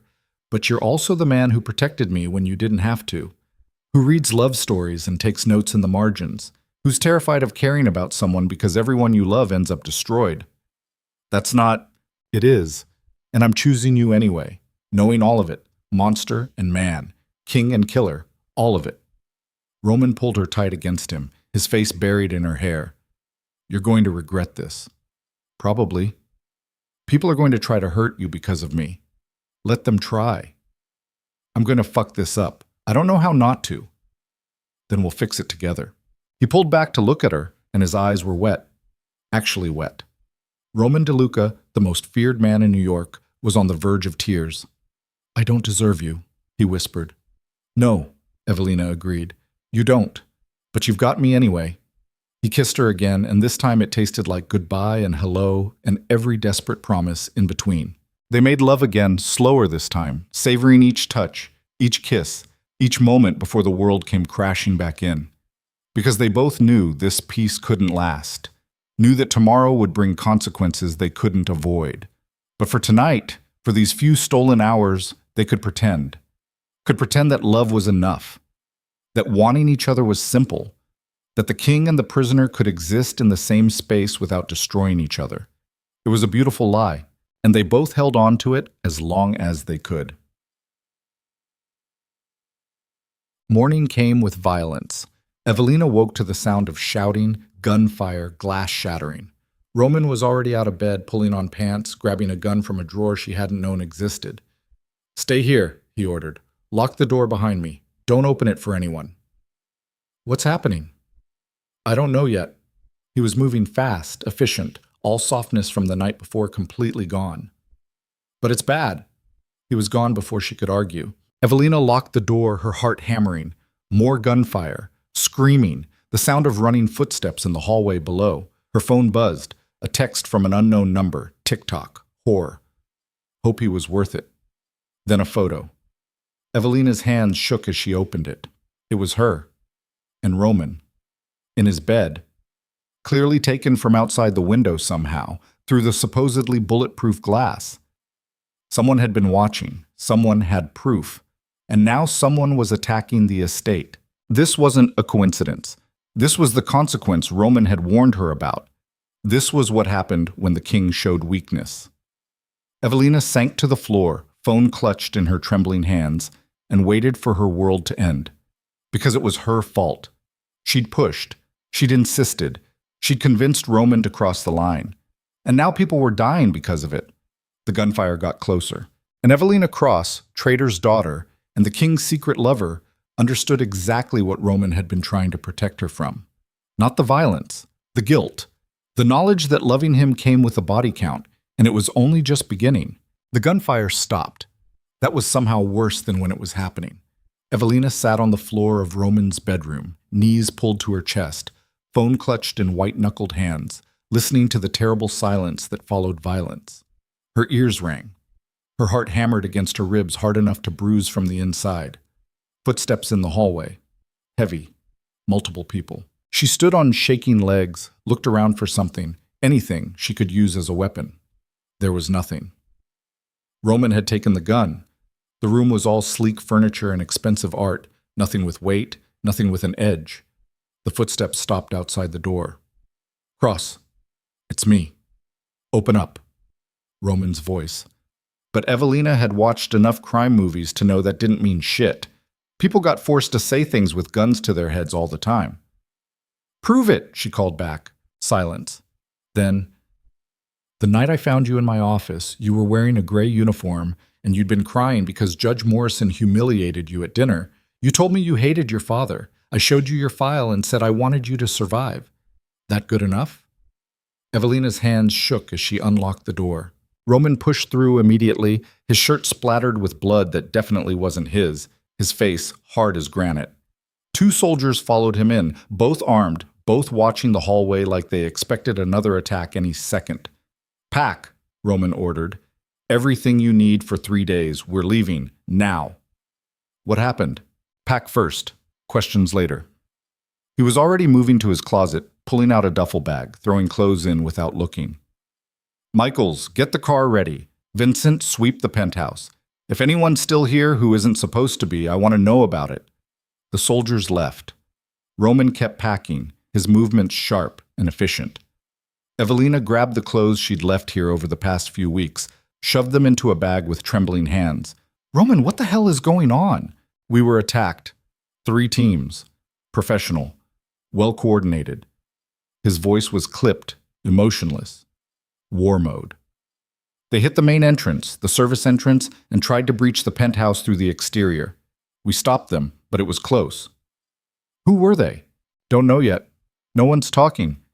He zipped his bag, turned to face her. A cut above his eyebrow leaked blood down the side of his face. "But someone knew our security protocols, knew the shift changes, knew exactly when and where to hit." Evelina's stomach dropped. "Inside job." "Yeah." Roman's jaw clenched. "Inside job." "The photo. Someone sent me a photo of us in bed last night." Roman went completely still. "Show me." She pulled up the message, handed him the phone, watched his face go from hard to murderous as he looked at the image. His thumb moved, checking something, probably the metadata, the angle, trying to figure out where it was taken from. "This was shot from the building across the street," he said quietly. "Telephoto lens. Professional equipment." He looked up at her, and his eyes were terrifying. "Someone's been watching us for a while, waiting for the right moment." The message said, "Hope he was worth it. They knew we'd—" Evelina couldn't finish the sentence. "They were waiting for us to cross the line. And we gave them exactly what they wanted." Roman deleted the message, handed back her phone. "We need to move. Safe house uptown. Somewhere I can figure out who's behind this without worrying about snipers." "What about everyone else? Constance, the staff, the soldiers?" "The soldiers are fine. Well-trained, well-armed, loyal." Roman grabbed both bags. "The staff is locked down in the secure wing. Constance is—" He stopped. "Constance is dead." The words hit like a physical blow. Evelina had hated the woman, had been terrified of her, had wished her gone more times than she could count. But dead. Actually dead. How? "Caught in the crossfire at the service entrance. Took 3 bullets to the chest." Roman's voice was flat. "She died instantly. Didn't suffer." "Oh my God." "Don't." Roman's tone went sharp. "Don't waste sympathy on her. She would have sold you to my enemies for a price if she thought she could get away with it. Her death is unfortunate but not tragic." The coldness of that assessment made Evelina's skin crawl. But this was who Roman was, who he had to be. In his world, sentiment was weakness, grief was a luxury. Survival was all that mattered. They took a private elevator down to the underground garage. The building's main floors were chaos, soldiers everywhere, staff being questioned, blood on expensive marble. Evelina tried not to look, tried not to think about the fact that people had died tonight because she and Roman had decided to stop pretending. The car was a black SUV with bulletproof glass and armor plating. Vincent drove. Michaels rode shotgun, literally. He had an automatic rifle across his lap. Roman and Evelina sat in back, separated by a foot of space that felt like miles. "Where are we going?" Evelina asked as they pulled out of the garage into pre-dawn Manhattan. "Upper East Side, building I own under a shell company, clean, secure, off the books." Roman was on his phone, typing rapidly. "I'm calling an emergency meeting of the captains. Someone in my organization sold us out. I'm going to find out who." "And then?" He looked at her, and the expression in his eyes was answer enough. "Then they die." The safe house was a penthouse apartment in a building that looked like every other luxury high-rise in Manhattan. Expensive, anonymous, the kind of place where residents minded their own business and doormen were paid enough to forget faces. Vincent and Michaels swept the apartment while Roman stood at the windows, phone to his ear, speaking rapid Italian. Evelina caught maybe one word in 10. Her high school Spanish was useless here, but she understood the tone. Cold, furious, absolutely in control. "Clear," Vincent announced. "No signs of tampering. Security systems active. We're good." Roman nodded. "Stay in the hallway. No one comes up without my authorization. I don't care if they have the Pope himself as a hostage." The soldiers left. Roman ended his call and finally turned to face her. "Talk," he said. "About what?" "Everything. The message, the photo, what time it came in, exact wording, any detail you remember." Evelina pulled up the deleted message.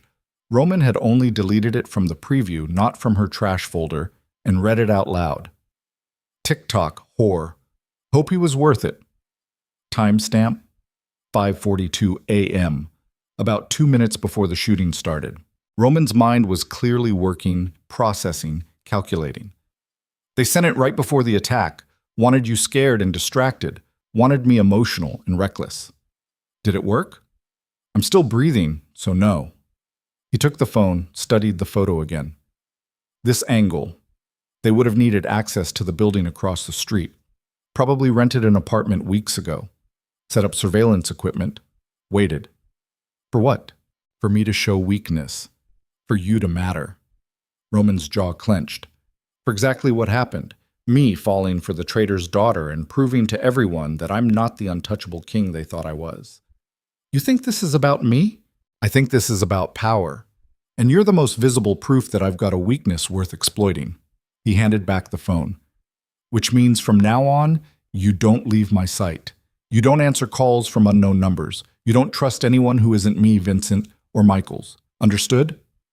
"Roman, understood?" "Yes." He nodded, satisfied. "Good.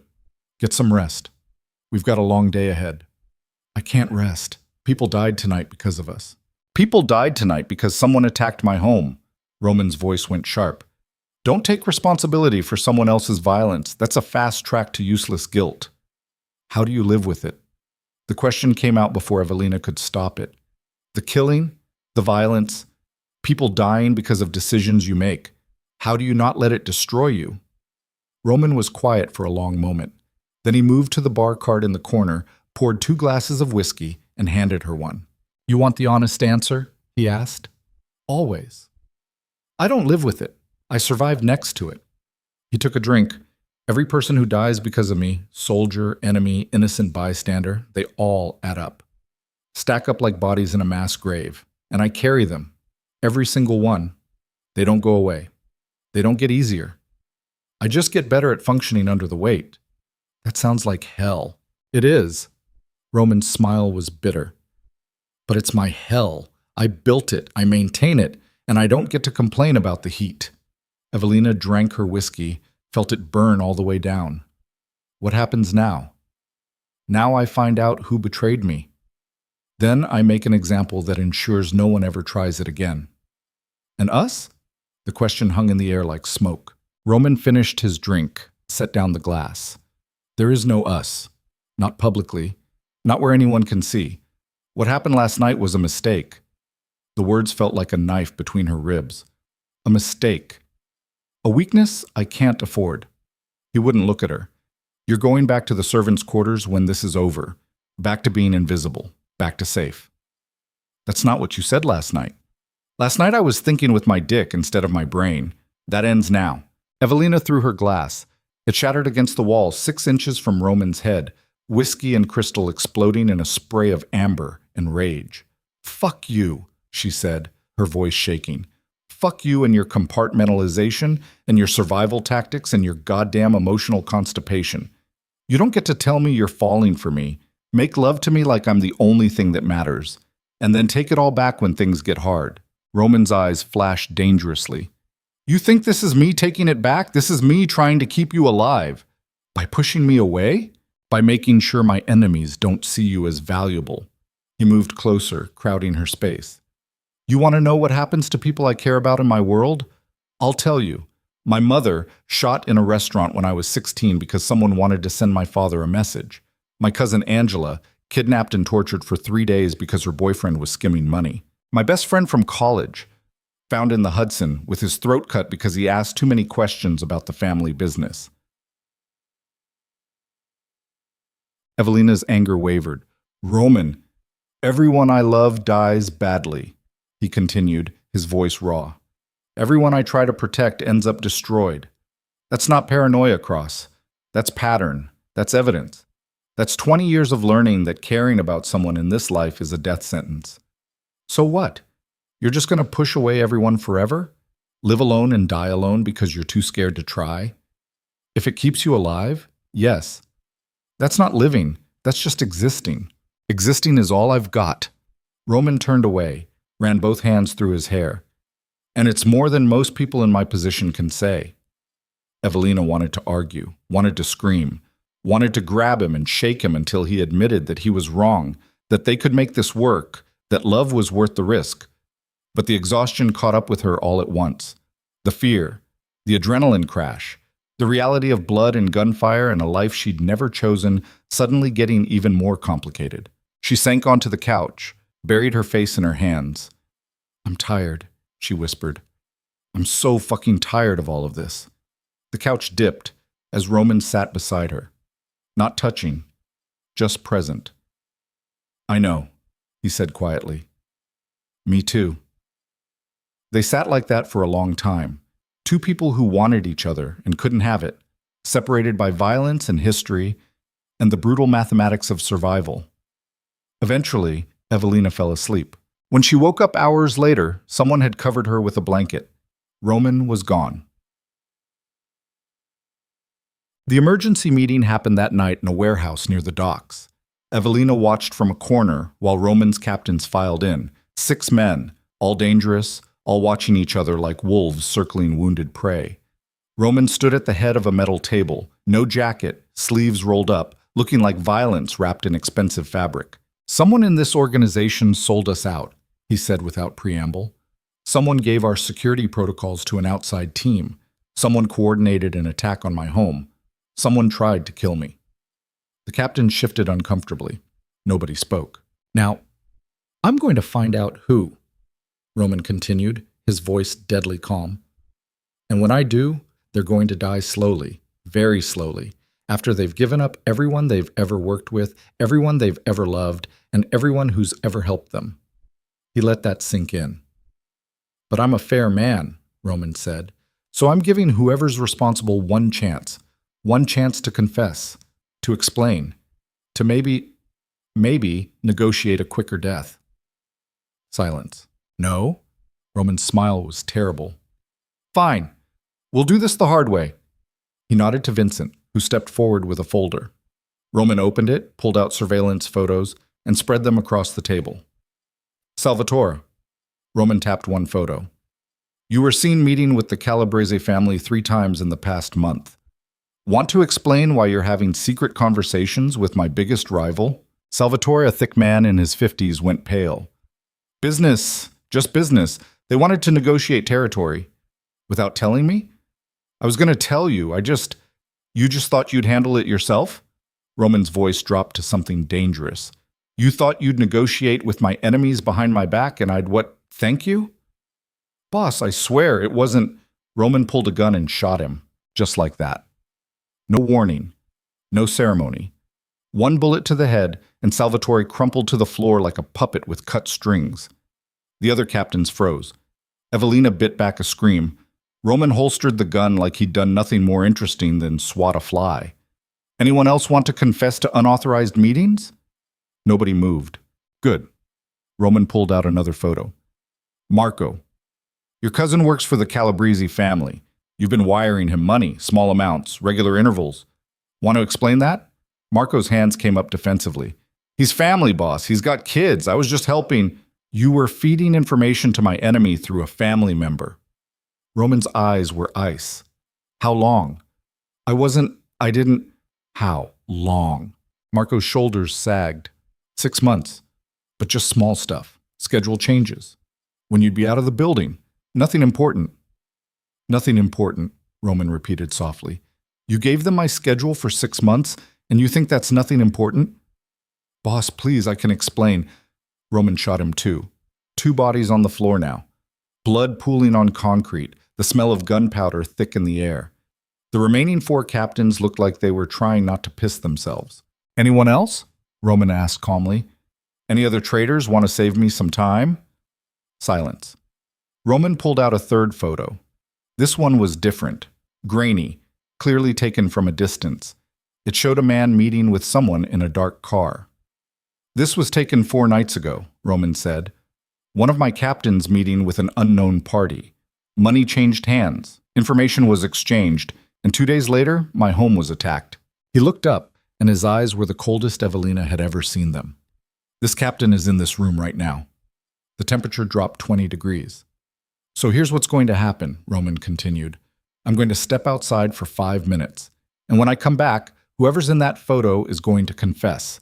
Because if they don't, I'm going to kill everyone in this room and start over with new captains. Your choice. He walked out. The warehouse erupted in chaos. The 4 remaining captains immediately turned on each other, accusations flying, voices rising. Evelina stayed in her corner, trying to become invisible. It was you, one of them snarled at another. You've been asking too many questions about the boss's personal life. Fuck you, Tony. You're the one who's been complaining about wanting more territory. Both of you shut up. It's obviously Dmitri. He's the newest, least loyal. I've bled for this family, Dmitri shot back, which is more than I can say for you, you fat piece of... The door opened. Roman stepped back in. The arguing stopped instantly. Well? He asked. Nobody spoke. Roman's expression didn't change. He just pulled his gun and pointed it at the closest captain. Wait! The man held up his hands. Wait, boss, please, I can help you figure out who... Roman shot him, 3 down. The remaining 3 captains backed away, hands raised, voices overlapping in panic. Boss, please, it wasn't me, I swear. We can find him together, just give us time. Roman pointed the gun at the next one. It was me. Everyone turned. The speaker was the youngest of the captains, maybe 30, with slicked back hair and a suit that was too expensive for his rank. It was me, he repeated. I met with the Calabrese family. I gave them the security protocols. I coordinated the attack. Roman's gun didn't waver. Why? Because you're weak. The words came out with surprising confidence. You're falling for some nobody servant girl. You're making decisions based on feelings instead of strategy. You're not the king we need anymore. So you tried to have me killed. I tried to wake you up, show you that sentiment is a liability, that you can't afford to care about anyone. The young captain's smile was bitter. Guess I proved my point. You're so busy trying to protect her that you didn't see the knife coming from inside your own organization. Roman pulled the trigger. The young captain's body hit the floor. 4 down. 2 captains left standing, both looking like they'd rather be anywhere else on Earth. Roman holstered his gun and turned to them. You're promoted. Congratulations.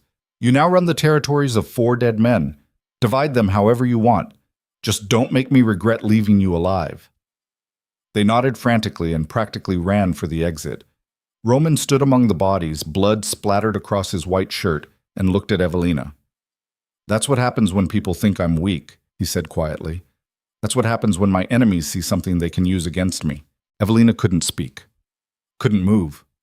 She just watched him execute 4 men without hesitation, without mercy, without anything resembling humanity. This was Roman DeLuca. Not the man who made love to her with gentle hands. Not the man who read poetry and took notes about vulnerability. This was who he really was. A killer, a monster, a king who ruled through terror and blood. We're leaving, Roman said, walking past her toward the door. Vincent's outside. He'll take you back to the safe house. Where are you going? To clean up the rest of this mess. He didn't look back. Don't wait up. He was gone.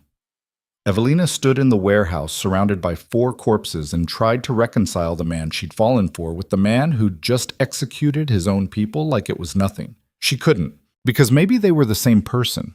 Maybe the gentleness and the violence weren't contradictions but 2 sides of the same damaged coin. Maybe you couldn't rule an empire built on blood without getting some on your hands. Maybe Roman was exactly who he'd always said he was, and she'd been foolish enough to think love could change that. Vincent appeared in the doorway. "Miss Cross, we should go." Evelina followed him out into the night, leaving the bodies behind but unable to shake the image burned into her brain. Roman's face. Cold. Empty. Absolutely certain. That was the face of a man who'd killed so many times it didn't even register anymore. That was the face of her future if she stayed. Check. 3 days passed in the safe house. 3 days of Vincent and Michael's standing guard, of Evelina alone with her thoughts, of Roman gone doing God knows what to clean up the betrayal.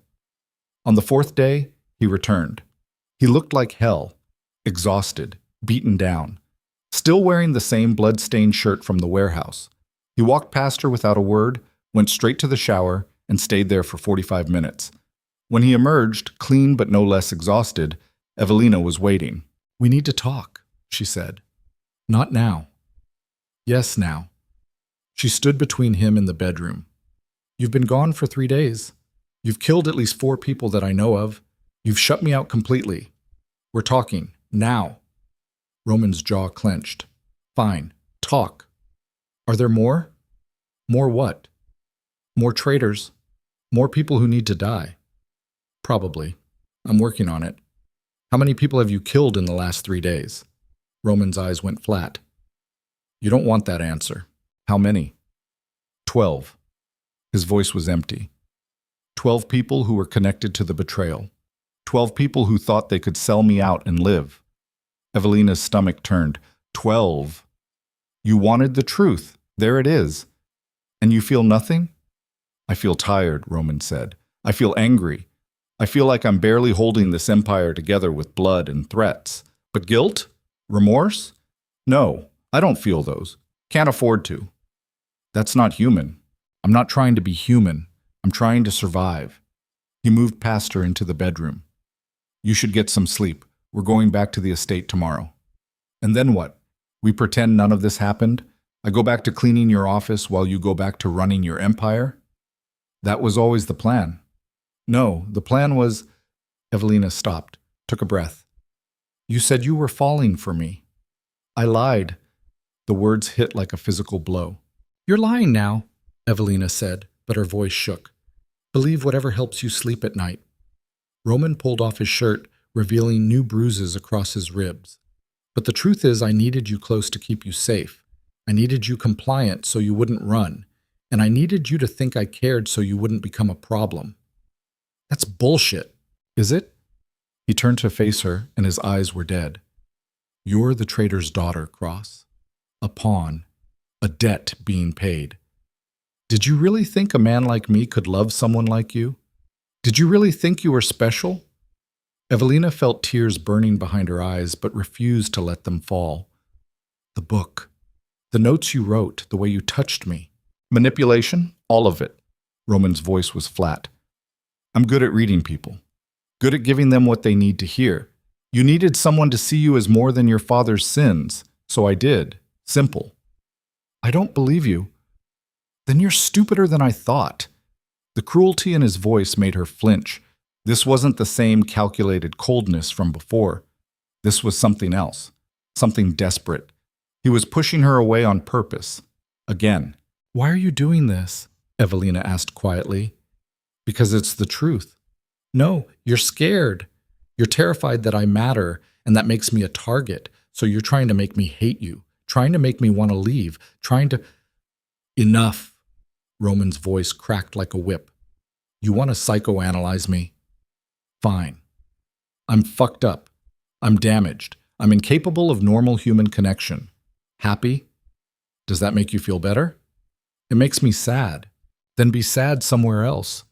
He turned away. "This conversation is over." Evelina stared at his back, at the tattoos covering his skin, at the scars hidden beneath the ink. She thought about the man who'd saved her from Constance's cruelty, the man who'd shared his whiskey and his vulnerabilities, the man who'd made love to her like she was precious.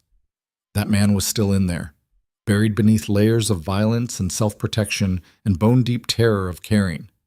But he was in there, I'm not leaving, Evelina said. Roman's shoulders tensed. What? You heard me. I'm not leaving. I'm not running. I'm not letting you push me away because you're too scared to admit you care. Cross, you can lie to yourself all you want, she continued. You can pretend you don't care. You can kill 100 people and act like it doesn't touch you. But I see you, Roman. I see the man under the monster, and I'm not going anywhere. He turned slowly, and the look in his eyes was pure anguish. You should. Probably, but I'm not. I will destroy you. Then destroy me. At least I'll go down fighting for something real. Roman crossed the room in 3 strides and grabbed her face in both hands, and for a second she thought he might actually kiss her. Instead, he pressed his forehead against hers, breathing hard. You're going to get yourself killed, he whispered. Then you'll just have to keep me alive. I don't know how. Learn. We'll figure it out together. His hands were shaking. Roman DeLuca, the king of New York, was shaking. Everyone I love dies, he said, his voice breaking. Then I guess I better be smart enough to survive you. That pulled a laugh out of him, rough and painful. You're insane. Yeah, probably runs in the family. My father was crazy enough to steal from you. And you're crazy enough to fall for me. Are you admitting you care now? Roman pulled back just enough to look at her. His eyes were wet. I'm admitting I'm terrified. Because what I feel for you, it's bigger than anything I know how to handle. It's bigger than my empire, bigger than my survival instincts, and it's going to get one or both of us killed. So we make sure it doesn't. That's not how this works. Then we'll make it work differently. Evelina's hands came up to cover his where they cupped her face. You're the king, Roman. You make the rules, so make new ones. It's not that simple. It's exactly that simple. You want me? Then keep me. Protect me. Make it clear that anyone who touches me dies. And stop trying to push me away every time things get hard. You don't understand the cost. Then show me. Roman kissed her. Hard. Desperate. Like he was drowning and she was air. Evelina kissed him back with everything she had, pouring all her fear and anger and stubborn hope into it. When they broke apart, both breathing hard, Roman rested his forehead against hers again. This is a mistake, he murmured. Probably. We're both going to regret it. Maybe. I'm still going to try to push you away. And I'm still going to refuse to go. That made him smile, small and sad. You're the most stubborn person I've ever met. Had a good teacher. They stood like that for a long moment, holding on to each other like lifelines. Then Roman's phone rang. He pulled it out, looked at the screen, and his entire expression changed. Went cold, hard, terrified. What is it? Evelina asked. Roman answered the call, listened for 10 seconds, and then his hand clenched around the phone hard enough that the screen cracked. When? He demanded. How long has she been gone? More listening, his face went from pale to ashen. Find her, he said, his voice deadly quiet. I don't care what it costs. I don't care who you have to kill. Find her and bring her back alive. He ended the call. Roman? He looked at her, and the fear in his eyes made her blood run cold. They took someone, he said. The Calabrese family. Retaliation for the warehouse. Who? Roman's throat worked.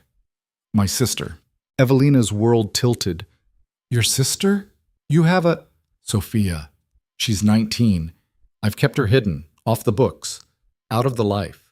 She goes to NYU under a fake name, lives in a dorm, has friends who think she's just a normal girl from a normal family. His voice was shaking. I've protected her from all of this since our mother died. And now... His phone buzzed. A message. Roman opened it and went absolutely white. He showed her the screen. It was a photo of a young woman, beautiful, dark-haired with Roman's eyes, tied to a chair in what looked like a basement. Blood ran from a cut above her eye. Her expression was defiant but terrified. Below the photo, a message. We have your weakness, DeLuca. Come alone to the Red Hook warehouse at midnight, or we send her back in pieces. And bring the traitor's daughter. She's part of the package. Evelina's blood turned to ice. They want both of us. It's a trap, Roman said, his voice hollow. They know I'll come for her. They know I'll trade anything, do anything, give them anything they want. So we call the police. The police can't help. Roman was already moving, grabbing his gun, checking the magazine. By the time they organize a response, Sophia will be dead. And the Calabrese family owns half the cops in this city anyway. Then what do we do? Roman looked at her, and the expression in his eyes was the most honest thing she'd ever seen. We walk into the trap, he said, and we hope we're smart enough to walk back out. Midnight came too fast. Evelina sat in the back of the SUV, Roman beside her, both of them silent. Vincent drove. Michaels checked his weapons for the third time. 2 handguns, a knife, extra magazines.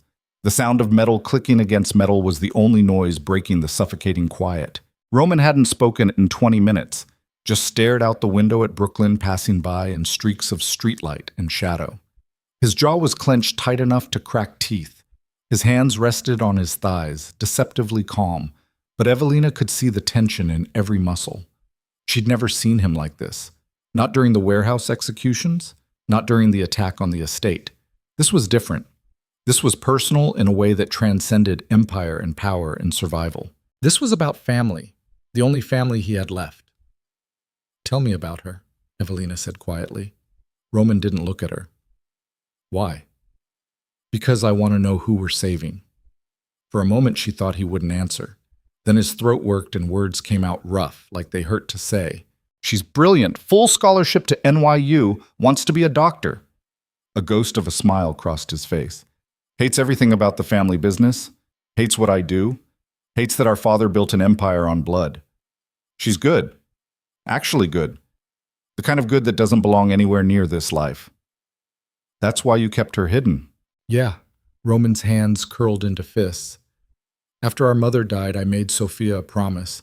I told her I'd keep her out of it. Keep her safe. Let her be normal.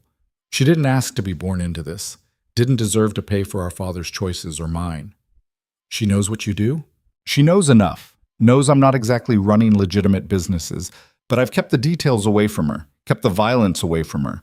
Made sure she could live in the light while I handled the darkness. His voice cracked. And now she's in that basement because of me. Because I was too focused on you to see the threat coming.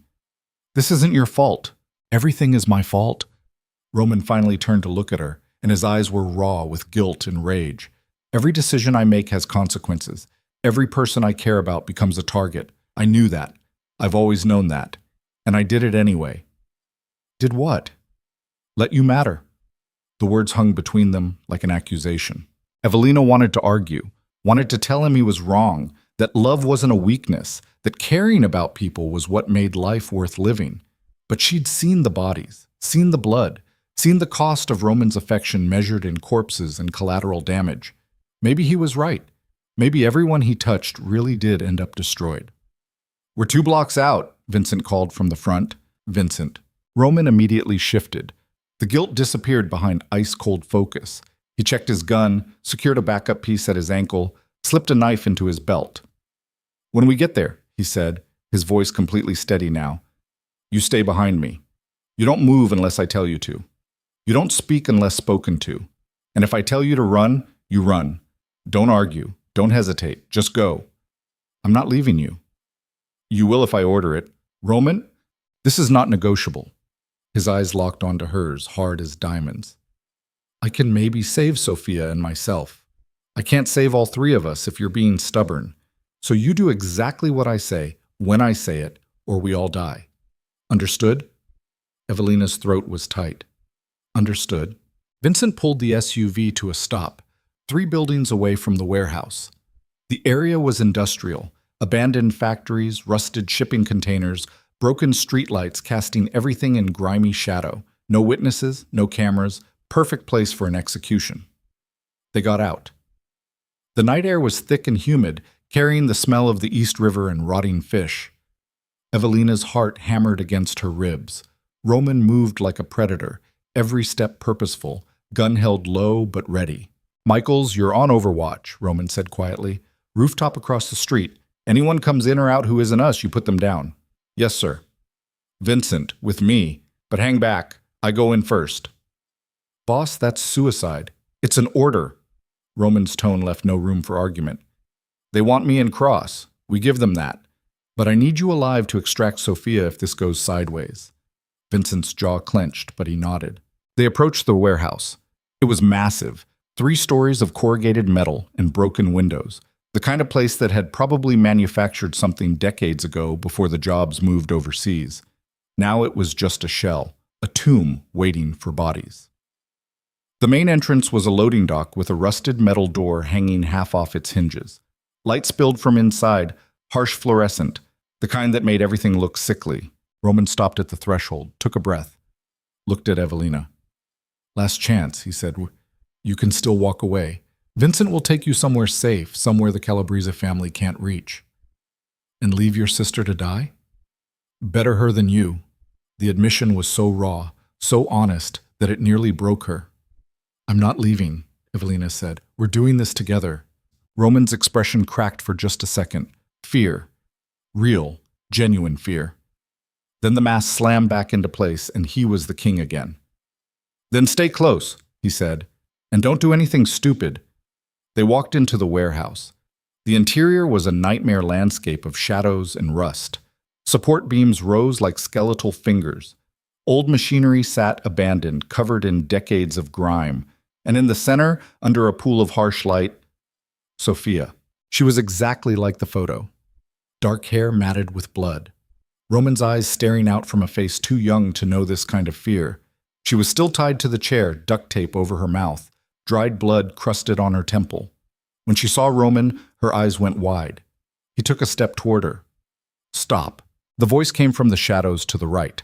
A man stepped into the light, mid-50s, expensive suit, graying hair slicked back. Evelina recognized him from the charity gala. Antonio Calabrese, head of the rival family. Roman's biggest competitor for control of Manhattan's underground. He was flanked by 6 men with guns. Roman stopped. His weapon was still in his hand, but pointed at the ground. Slowly, deliberately, he set it on the concrete and kicked it away. "You came," Antonio said, sounding genuinely surprised. "I didn't think you would. I thought the great Roman DeLuca would send his soldiers, sacrifice the girl to save himself." "I'm here." Roman's voice was flat. "Let her go." "Oh, we will, eventually." Antonio's smile was vicious. "But first, we're going to have a conversation about power, about respect, about what happens when you execute 4 of my men and think there won't be consequences." "They were traitors to my organization. They were my plants in your organization. Took me 2 years to get them in position. Cost me a fortune in bribes and favors. And you killed them all in one night." Antonio circled Roman like a shark. "That's bad business, DeLuca. Very bad business. You attacked my home. A test, to see if you still had the teeth everyone fears, to see if you'd gone soft." Antonio's eyes flicked to Evelina. "Turns out the rumors are true. The king has fallen for the traitor's daughter. How poetic." Roman's expression didn't change. "Let my sister go. This is between us." "But it's not, is it?" Antonio moved closer to Sophia, traced a finger down her cheek. She flinched. "Because now you have weaknesses. 2 beautiful weaknesses, and I have a choice to make. Which one dies first? Touch her again, and I'll rip your throat out with my bare hands." Antonio laughed. "You're in no position to make threats. I have 6 guns pointed at you. You're unarmed, alone, at my mercy. I'm never alone." On cue, the warehouse lights exploded. Gunfire erupted from the darkness. Michael's on overwatch, taking out the perimeter guards. Vincent came through a side entrance, weapon blazing. Antonio's men scattered, returning fire, the warehouse turning into a war zone. Roman moved. He covered the distance to Sophia in 3 strides, ripped the tape from her mouth, started working on the ropes binding her wrists. Evelina ran to help, her hands shaking as she pulled at knots. "Romy," Sophia gasped, using a childhood nickname that sounded surreal in this nightmare. "Behind you." Roman spun. Antonio had a gun pointed at his head. "Predictable," Antonio said. "You always go for the save first. Makes you easy to anticipate." "Let them go," Roman said, his body positioned between Antonio and Sophia. "You want me? Fine. Take me. But let them walk out of here." "Why would I do that?" Antonio's finger tightened on the trigger. "When I can take everything from you right now, watch you lose both of them, watch the great Roman DeLuca finally break?" Because if you kill me now, you get nothing. Roman's voice was calm despite the gun 6 inches from his skull. No leverage, no power transfer, no control over my territory, just a corpse and a war you can't win. I'll take my chances. The gunshot was deafening in the enclosed space, but it wasn't Roman who fell. Antonio stumbled backward, a red flower blooming on his shoulder. Behind him, one of his own men lowered a smoking gun.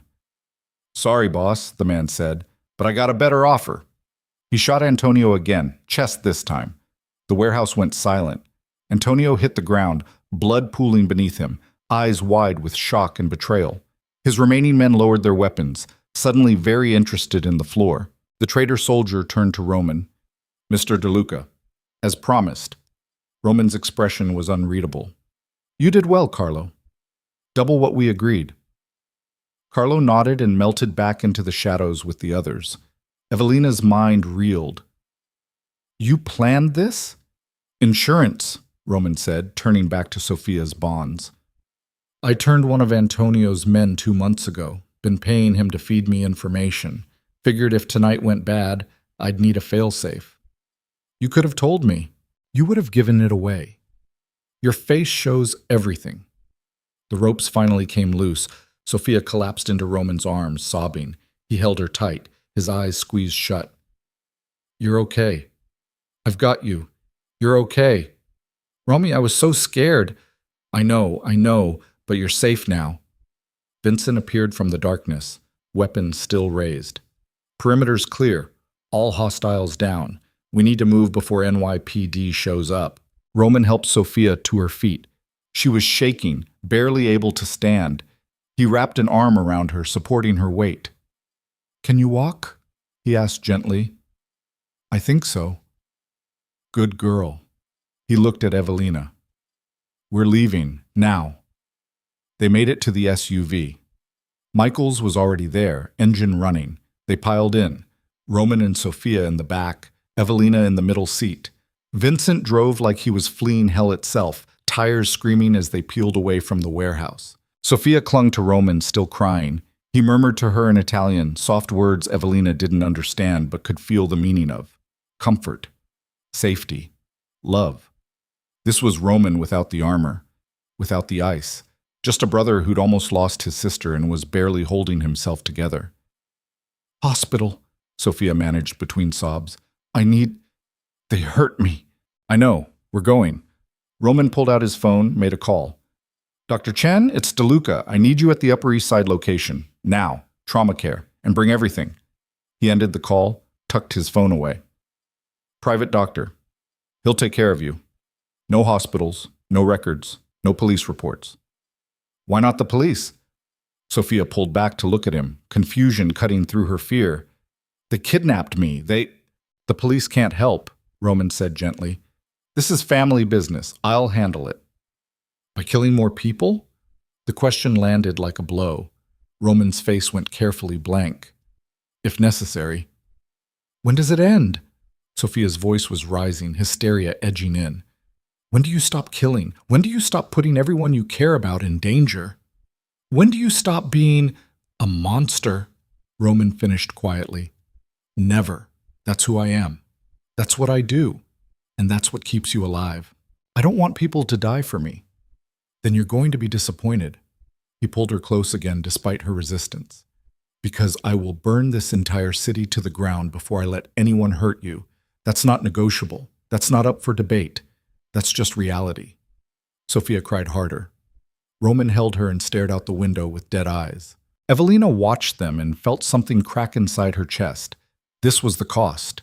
This was what loving Roman DeLuca actually meant. Violence and blood and people who didn't want any part of this life getting dragged into it anyway. Sophia was good. Actually good, like Roman had said. And now she was traumatized, broken, marked by the same darkness that had swallowed her brother years ago. The safe house had been transformed into a makeshift medical facility. Dr. Chen was already there when they arrived, an older Chinese man with steady hands and no questions. He examined Sophia in the bedroom while Roman paced the living room like a caged animal. "She's going to be okay," Dr. Chen said 45 minutes later. Concussion, bruised ribs, some defensive wounds on her hands and arms, but nothing permanent, physically, at least. And mentally? Dr. Chen's expression was grave. That's not my specialty, but she's in shock, traumatized. She'll need therapy, real therapy, not just time. I'll arrange it. Mr. DeLuca? The doctor paused. She's asking for you, and she's asking to go home, her real home, the dorm. Roman's jaw clenched. Not safe. She doesn't care about safe. She cares about normal, about getting away from... Dr. Chen stopped himself. From this life. She can't go back to NYU. The Calabrese family might be leaderless, but they still have soldiers. They'll try again. Then what's your plan? Keep her locked up here forever? Roman didn't have an answer. Dr. Chen packed his equipment. I'll come back tomorrow to check on her. In the meantime, let her rest. And maybe listen to what she actually wants instead of deciding what's best for her. He left. Roman stood there for a long moment, then walked into the bedroom. Evelina followed despite knowing she probably shouldn't. Sophia was sitting up in bed, bandages on her temple, wearing clean clothes that were 3 sizes too big. When she saw Roman, her expression hardened. I want to leave, she said. You need to rest. I need to leave. I need to go back to my life, my real life, away from guns and warehouses and people who kidnap college students to make a point. Sophia, don't. She held up a hand. Don't tell me it's for my safety. Don't tell me you're protecting me. You know what would have actually protected me. Staying away, not being your sister, not having your blood in my veins. Roman flinched like she'd slapped him. You don't mean that, don't I? Sophia's eyes were red from crying, but her voice was steady now, angry. I've spent 19 years watching you turn into someone I don't recognize, watching you kill and scheme and build an empire on other people's suffering. And I told myself it was okay because you were keeping me separate, keeping me clean. But I'm not clean, am I? I'm marked now. Everyone in your world knows who I am, knows they can use me against you. I'll fix it. How? By killing everyone who knows? By threatening their families? By burning down half of New York? She laughed bitterly.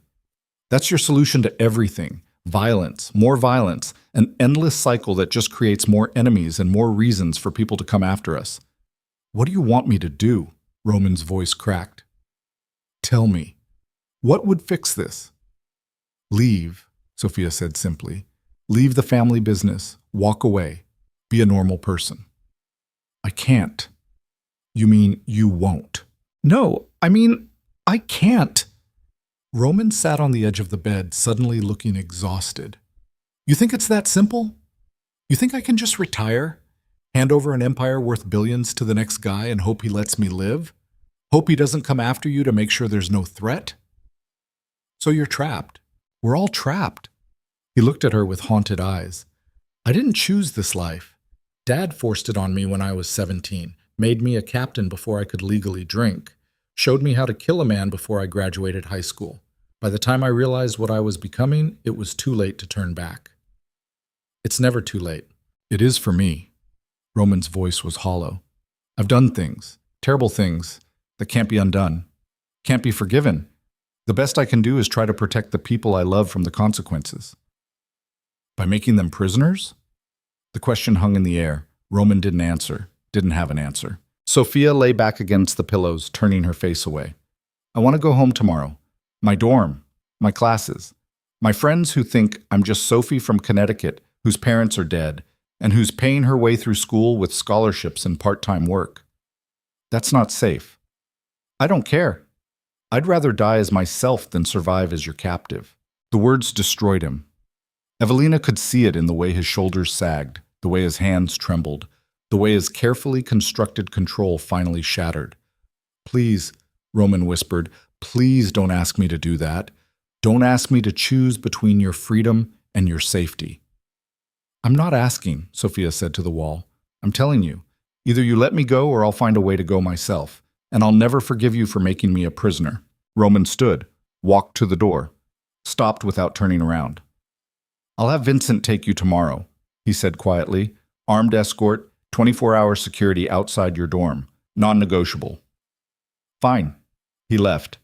Evelina found him on the balcony 10 minutes later, hands braced on the railing, staring at the city like it held answers it would never give. "You did the right thing," she said. "Did I?" His voice was bitter. "Let her go back to a life where she's a target? Where anyone looking to hurt me can find her in 5 minutes? That's the right thing? She needs autonomy, needs to feel like a person instead of a possession. She's my sister, my responsibility, my—" He stopped, took a shuddering breath. "She's all I have left of the family that mattered. Mom's gone, Dad's gone. Everyone else is either dead or in prison. Sophia is it, and I just agreed to put her in danger because she asked me to. You gave her a choice. That's love. Love gets people killed." Evelina moved beside him, close enough that their arms touched. "So does controlling them. So does keeping them in cages. At least this way, if something happens, she'll have chosen it herself." Roman turned to look at her. In the dim light from inside, he looked a decade older. "When did you get so wise?" "I learned from a really stubborn, really damaged king who thinks he has to carry the world alone." That almost made him smile. Almost. "They'll come for her again," Roman said. "The Calabrese family. Or someone else. Every enemy I have will see her as leverage. Then we make it clear that touching her is suicide. I've been making that clear for years. Didn't stop them tonight. Antonio's dead. His organization is fractured. Now's the time to consolidate power. Eliminate the competition before they can regroup." Roman studied her with something like awe. "You're starting to sound like me. Is that good or bad?" "Terrifying." He pulled her against him, wrapping his arms around her from behind. "You're supposed to be the good one, the one who keeps me human. Maybe being human is overrated in your world. Maybe." He rested his chin on top of her head. "Or maybe you're just getting corrupted by proximity to a monster. You're not a monster. I executed 4 men in a warehouse 3 days ago without blinking. You protected your empire. I enjoyed it." The admission was quiet, terrible, honest. Evelina turned in his arms to face him. "Then you're a monster who's capable of love, who'd sacrifice himself for his sister, who reads poetry and takes notes about vulnerability. You're complicated, human, flawed, just like everyone else." "That's generous. That's realistic." She traced the line of his jaw. "You want absolution for the things you've done. I can't give you that. Nobody can. But I can give you honesty. And the truth is you're exactly what you need to be to survive in this world. And I love you anyway." Roman went completely still. "What did you say?" "I love you." Evelina's voice was steady. "I'm terrified of you. I'm horrified by the things you do. I know being with you is probably going to get me killed. But I love you, and I'm done pretending I don't." For a long moment, Roman just stared at her. His eyes were wet, his breathing unsteady. "You shouldn't," he finally said. "Too late. Cross, my name is Evelina, and I love you, Roman DeLuca. Monster, king, killer, brother, man, all of it." He kissed her. Slow, deep, desperate, like she was the only real thing in a world made of shadows and violence. When he pulled back, his forehead rested against hers. "I love you too," he whispered. "God help me. I love you too." They stood like that on the balcony while the city sparkled below them, 2 broken people holding on to each other like they could keep the darkness at bay through sheer will. Inside, Sophia slept fitfully, traumatized by violence she'd never asked for. Across the city, the Calabrese family's lieutenants were gathering, planning revenge for their fallen leader. In the shadows, other enemies watched and waited, smelling blood in the water, ready to strike the moment Roman showed weakness. The war was far from over. It was just beginning. And somewhere in the darkness, a phone rang in an empty office. A voice answered, "It's done. Antonio's dead. DeLuca thinks he's won." Another voice, older and crueler, "Good. Now we move to phase 2. Take everything he loves, everyone he's tried to protect, and when he's broken and alone and begging for mercy, we take his empire. We take his life." The call ended. And the real threat, the one Roman hadn't seen coming, began to move. Because Antonio Calabrese had been a distraction, a test, a sacrifice to make Roman feel victorious. The real enemy was still hidden in the shadows, closer than Roman knew, deadlier than he could imagine. And they were already inside his organization, his home, his life, watching, waiting, ready to strike. Roman stood on the balcony holding the woman he loved, believing he'd won, believing he'd protected his sister, believing the worst was behind them. He was wrong. The worst was just about to begin. And it would come from the last place he'd ever think to look. From the one person he trusted above all others. From the shadow who'd been there all along. Watching him fall in love. Watching him show weakness. Watching him become exactly vulnerable enough to destroy.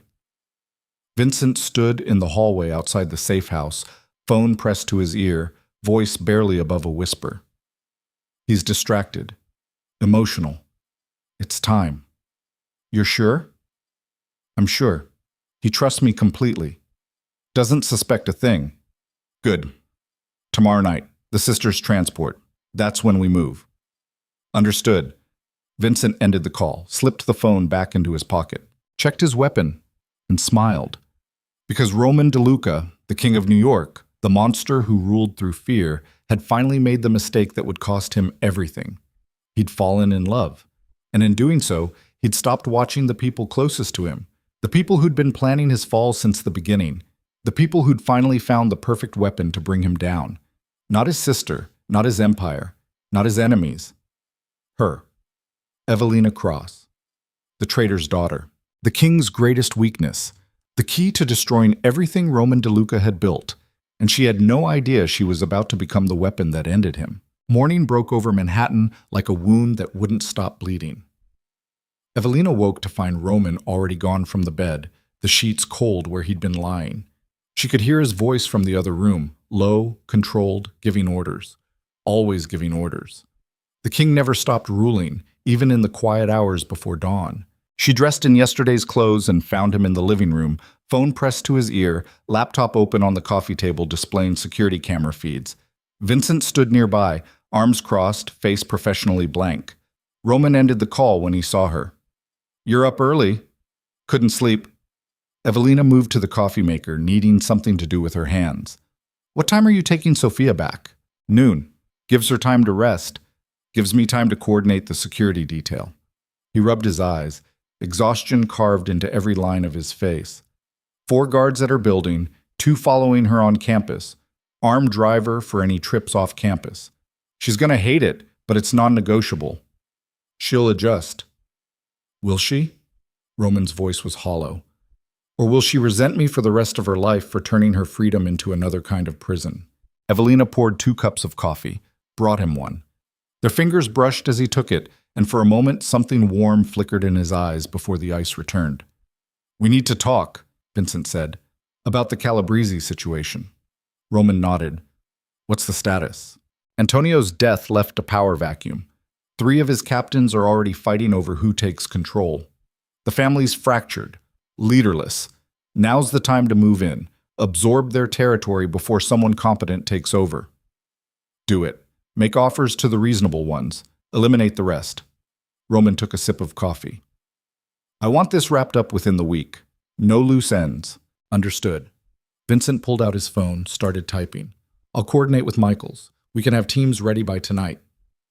Good. And Vincent? Yes, boss? Roman's eyes were sharp. Make sure the message is clear. Anyone who comes after my family, blood or otherwise, ends up like Antonio, dead and forgotten. Vincent's expression didn't change. Crystal clear. He left to make calls. Evelina sat beside Roman on the couch, close enough to feel the tension radiating off him. You okay?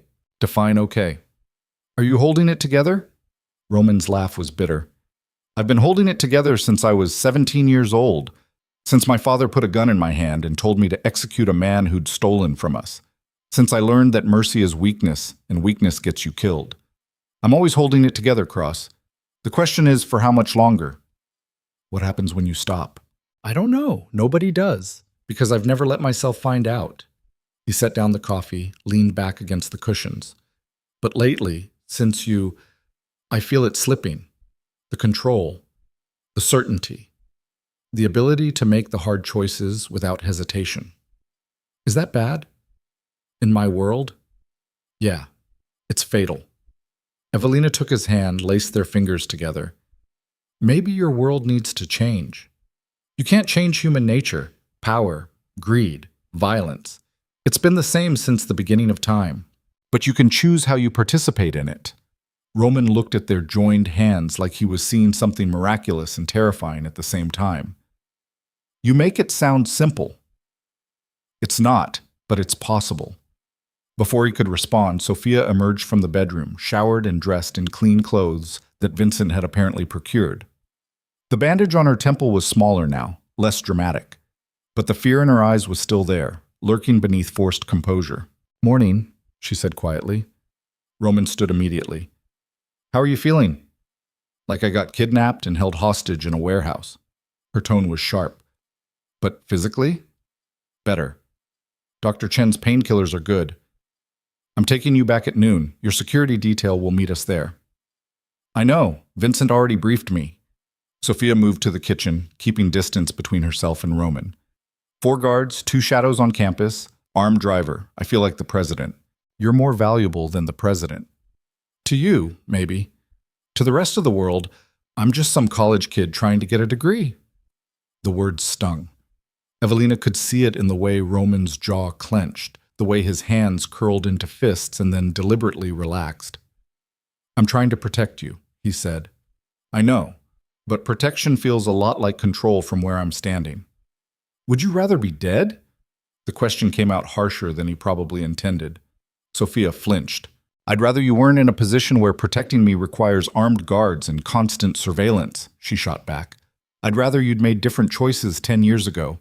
But we don't get what we want, do we? We just get what we survive." She grabbed a water bottle and retreated to the bedroom, closing the door with controlled force. Not quite a slam, but close enough to make the point. Roman stood frozen in the kitchen, staring at the closed door like it was a wall he couldn't break through. "She's scared," Evelina said gently, "and anger is easier than fear." "She's right." Roman's voice was flat. "Every word. I made choices that put her in danger, chose power over safety, chose the empire over everything else. And now she's paying the price. You were 17, your father forced this on you, and I embraced it. I got good at it. I built something bigger and more violent than anything my father ever imagined."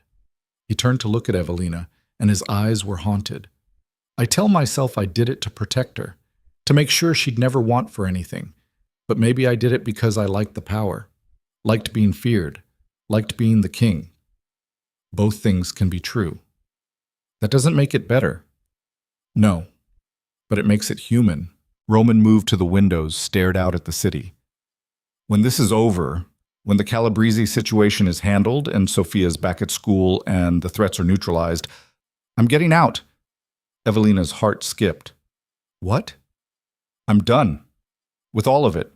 The violence, the empire, the endless cycle of enemies and retaliation and blood." His voice was steady, but his hands were shaking. "I'm going to find someone competent to take over. Someone who wants this life. And I'm going to walk away." "Roman, you said yourself you can't just leave.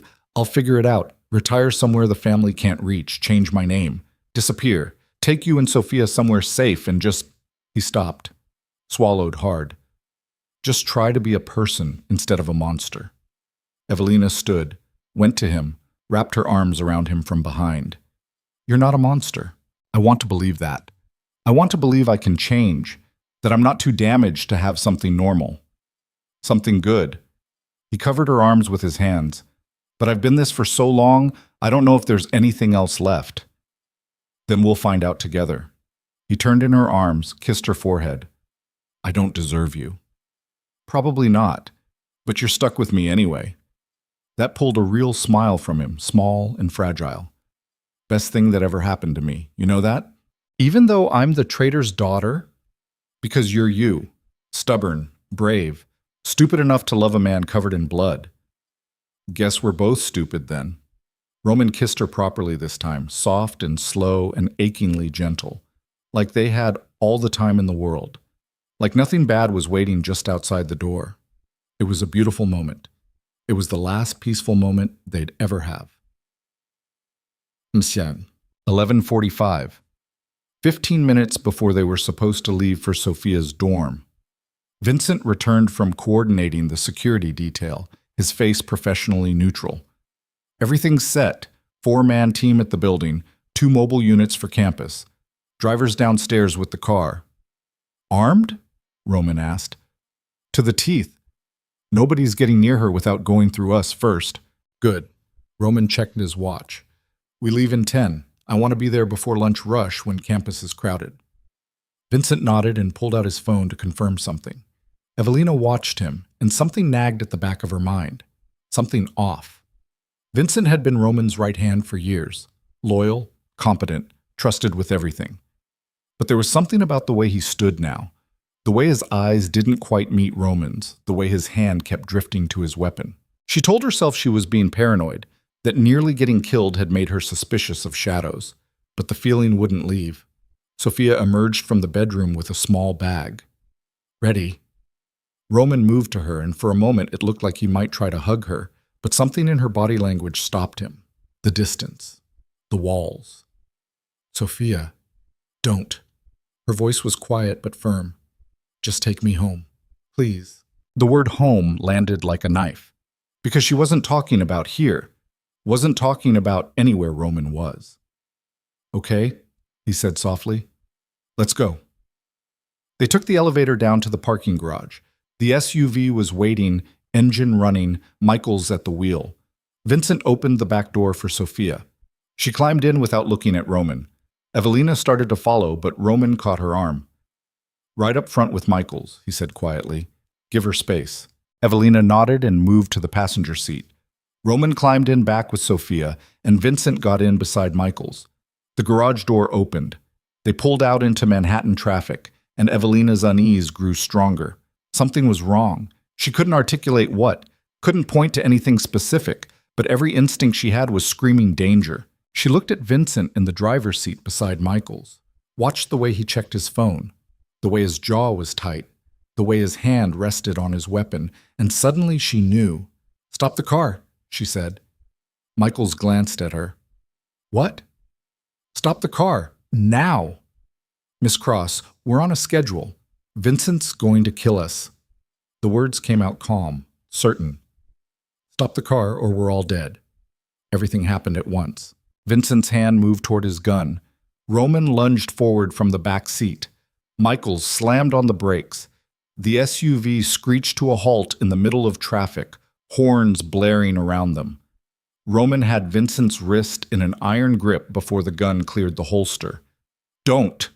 Vincent froze. Boss? How long? Roman's voice was deadly quiet. How long have you been working against me? I don't know what she's talking about. Roman twisted Vincent's wrist, forcing him to drop the gun. How? Long. Vincent's face went from blank to vicious. 3 years since you went soft, since you started making decisions based on sentiment instead of strategy. Who are you working for? Everyone. The Calabrese family, the Russians, the Triads. Anyone willing to pay for information about the great Roman DeLuca's weaknesses. Vincent's smile was poison. You made it easy. Fell for the traitor's daughter, got sloppy, started caring more about protecting your whore and your sister than protecting your empire. Roman hit him, once, hard enough that Vincent's head snapped back against the window with a crack. Michaels, restrain him, Roman ordered. But Michaels didn't move, just sat there, hands on the wheel, eyes forward. Michaels, Roman's voice went cold. Did you hear me? I heard you, boss. Michaels finally turned, and his expression was apologetic. But I can't help you. See, Vincent's not the only one who's been taking outside money. The betrayal was almost beautiful in its completeness. Roman's 2 most trusted soldiers, the men who'd protected him for years, who'd bled for him, who he'd trusted with his life, and his sisters, both bought, both traitors. Roman's face went absolutely blank, the terrible emptiness that meant he was 3 seconds from extreme violence. Who else? He asked quietly. Most of your security team, Vincent said, wiping blood from his mouth. The guards at the estate. Half your captains. We've been building this for years, waiting for the right moment, waiting for you to show enough weakness that taking you down wouldn't cost more than it was worth. And I gave you that moment when I fell for her. Roman's eyes flicked to Evelina. Exactly. Vincent pulled a second gun from an ankle holster. Roman's grip on his wrist had loosened in shock. Nothing personal, boss. Just business. You taught me that. Sentiment is weakness, and weakness gets you killed. He pointed the gun at Sophia. So here's how this works. You're going to get out of the car, you and the girl, walk away, disappear. And if you do, your sister lives. We'll take her somewhere safe, keep her as insurance, and as long as you stay gone, she stays alive. And if I refuse? Then I shoot her right now and dump all three of you in the Hudson. Vincent's finger tightened on the trigger. Your choice, boss. Die here with everyone you love, or walk away and let her live. Sophia's eyes were wide with terror. Evelina's hand slowly moved toward the door handle, calculating distances, angles, possibilities. Roman's mind was clearly racing through the same calculations. 3 of them, 2 armed traitors. Sophia in the direct line of fire. Traffic all around, civilians everywhere. No good options, only terrible ones.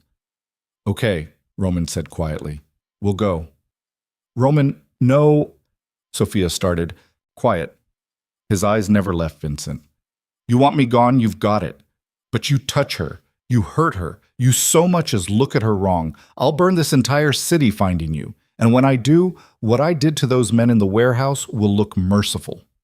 Vincent smiled. Empty threats from a broken king. Get out. Roman reached for the door handle, and Evelina made her choice. She grabbed Michael's gun from the center console. He'd set it down to drive, and shot Vincent through the shoulder before anyone could react. The car erupted in chaos. Vincent screamed, gun falling from his hand. Michaels lunged for Evelina. Roman grabbed Michaels from behind, arm around his throat, cutting off air. Sophia threw herself to the floor. Evelina kept the gun trained on Vincent. Don't move! You bitch! I said don't move. Her hands were steady despite the adrenaline screaming through her veins. Roman, what do you want me to do? Roman had Michaels in a chokehold, the man's face turning purple. How many others? How many people in my organization are traitors? Michaels couldn't speak, couldn't breathe. Roman loosened his grip slightly. How many? 20, maybe 30, Michaels gasped. Spread throughout the entire organization? Roman's expression didn't change, just tightened his grip until Michaels went limp, unconscious but not dead. Yet. He took the gun from Evelina's shaking hands, pointed it at Vincent's head. Names. All of them. Now. Fuck you. Roman shot him in the knee. Vincent's scream was inhuman, raw agony echoing in the confined space. Names, Roman repeated calmly. I'll die before... Roman shot the other knee. More screaming, the smell of gunpowder and blood thick in the air. Sophia was crying in the back seat, hands over her ears. Evelina wanted to comfort her but couldn't move, couldn't process what was happening. This was Roman without limits, without mercy, without anything resembling humanity. This was the monster everyone feared. Last chance, Roman said. Names or I start working my way up. And trust me, you can live for a long time without kneecaps. Carlo, Dimitri, Sal, Tony. Vincent gasped out names between sobs of pain. Complete list, in my phone. Under payroll, password is Kingslayer. Roman pulled Vincent's phone from his pocket, unlocked it, scanned the file. His face went paler with each name. 37 people, he said quietly. 37 people I trusted, paid, protected, and they all sold me out. It's over, DeLuca, Vincent managed through gritted teeth. Your empire, it's already falling. You just don't know it yet. Then I guess I'll have to build a new one. Roman raised the gun. Starting with a clean slate. Roman, don't, Evelina started. Too late. He pulled the trigger. Vincent's head snapped back, and then he was gone. Just meat and blood staining the SUV's interior. Sophia's screams mixed with car horns and distant sirens. People on the street were starting to notice, starting to point, starting to call the police. Roman was already moving. Out. Everyone out. Now. They abandoned the SUV in the middle of traffic and ran. Roman had Sophia's hand, pulling her along. Evelina ran beside them, her mind numb, operating on pure survival instinct. They ducked into an alley, then another, weaving through Manhattan's labyrinth of back streets and service corridors. Roman knew every route, every shortcut, every place to hide. 10 minutes later, they emerged 3 blocks away, breathing hard, blood-splattered and traumatized. Roman pulled out his phone, made a call. "It's me. I need extraction. 3 people. Midtown. No, not the usual team. They're compromised. Just you. 5 minutes." He ended the call. "Someone I trust is coming. We're going to a different safe house, somewhere none of the traitors know about." "Who's coming?" Evelina asked. "The only person left I'm certain isn't on someone else's payroll." Roman's smile was grim. "My accountant. 70-year-old woman who's been managing the family's books since before I was born. She's seen every secret, knows every hiding place, and she's loyal because she's too rich to bribe and too old to care about power." A nondescript sedan pulled up 3 minutes later. An elderly woman with silver hair and steel-rimmed glasses sat behind the wheel. "Get in," she said, "quickly." They piled in. The woman pulled away from the curb with the calm efficiency of someone who'd done this before. "Mrs. Chen," Roman started, "save it. I saw the names on the payroll you just sent me. We have bigger problems than Vincent's betrayal." She navigated traffic like a native New Yorker, which she was. "The board is meeting tonight, emergency session. They're voting on your removal as head of the family." "On what grounds? Instability? Poor judgment? Emotional compromise?" Mrs. Chen's eyes flicked to the rearview mirror, meeting Evelina's gaze. "You're the evidence, dear. The traitor's daughter who seduced the king. They're arguing you've made him weak, made him vulnerable, made him unfit to lead." "Who's leading the vote?" "Your uncle, Salvatore's brother. He's been consolidating support for weeks, ever since the warehouse incident. He's got 15 of the 20 board members behind him." Roman's hands curled into fists. "Then I'll kill him, and the 15 who back him." "And prove their point? That you're unstable and violent?" Mrs. Chen's voice was sharp. "Use your head, boy. You taught me the family survives through strategy, not tantrums." "What do you suggest?" "Negotiate. Offer to step down voluntarily. In exchange, you get protection for Miss Sophia and Miss Cross. Clean break. Everyone walks away alive." "They'll never agree to that." "They will if you give them something they want more than your death." Mrs. Chen pulled into an underground garage beneath a building Evelina didn't recognize. "You've been siphoning money for years, building a private fund separate from the family assets. I know because I helped you hide it. $30 billion, give or take." Roman's eyes narrowed. "How do you—" "I'm your accountant, dear. I know everything." She parked and turned to face him. "Offer them the money, all of it. In exchange for letting you and the girls disappear, they get instant wealth. You get your freedom. Everyone wins." "That money was supposed to be my insurance, my safety net if everything went wrong." "Everything has gone wrong. This is what safety nets are for." Sophia spoke for the first time since the car. "Do it." Her voice was hoarse from crying. "Please, Romy. Just let it go. Let all of it go before more people die." Roman looked at his sister, really looked at her, saw the trauma, the fear, the desperate plea in her eyes. Then he looked at Evelina, saw the same thing, though she tried to hide it better. 2 people he loved begging him to choose them over power, to choose life over empire. "Okay," he said quietly. "Set up the meeting. Tell my uncle I'm willing to negotiate terms." Mrs. Chen nodded. "Tonight, 9 p.m., neutral ground, the library on 5th Avenue. It's closed for renovations, but the family owns the building. Plenty of security, nowhere for anyone to hide weapons." "Fine." Roman's voice was hollow. "But I have conditions. Sophia and Evelina stay here protected. If anything happens to me, you get them out of the country. Switzerland. The account is under your name. You know the one." "Roman," Evelina started. "Non-negotiable." He turned to her, cupped her face in both hands. "I need to know you're safe, both of you. That's the only way I can do this. The only way I can walk in there and give up everything I've built. What if it's a trap? Then I die. But you live. And that's enough." "It's not enough for me." Roman kissed her, long, deep, desperate. "I love you," he whispered against her lips. I love you and I'm sorry. For everything. For dragging you into this. For making you care about a monster. For... Stop. Evelina's hands covered his. You're not a monster. You're just a man trying to survive an impossible situation. And I love you too, which is why I'm not letting you do this alone. Cross, Evelina. My name is Evelina, and I'm coming with you tonight. Absolutely not. You don't get to make that choice for me. Not anymore. Her voice was steel. I've been a passenger in my own life since my father's betrayal. Pushed around, controlled, told what to do and where to go and who I'm allowed to be. But this is my choice. I stand with you, or I don't stand at all. Roman searched her eyes, looking for doubt, for fear, for any reason to refuse. He found none. You're sure? I've never been more sure of anything. He nodded slowly, turned to Sophia.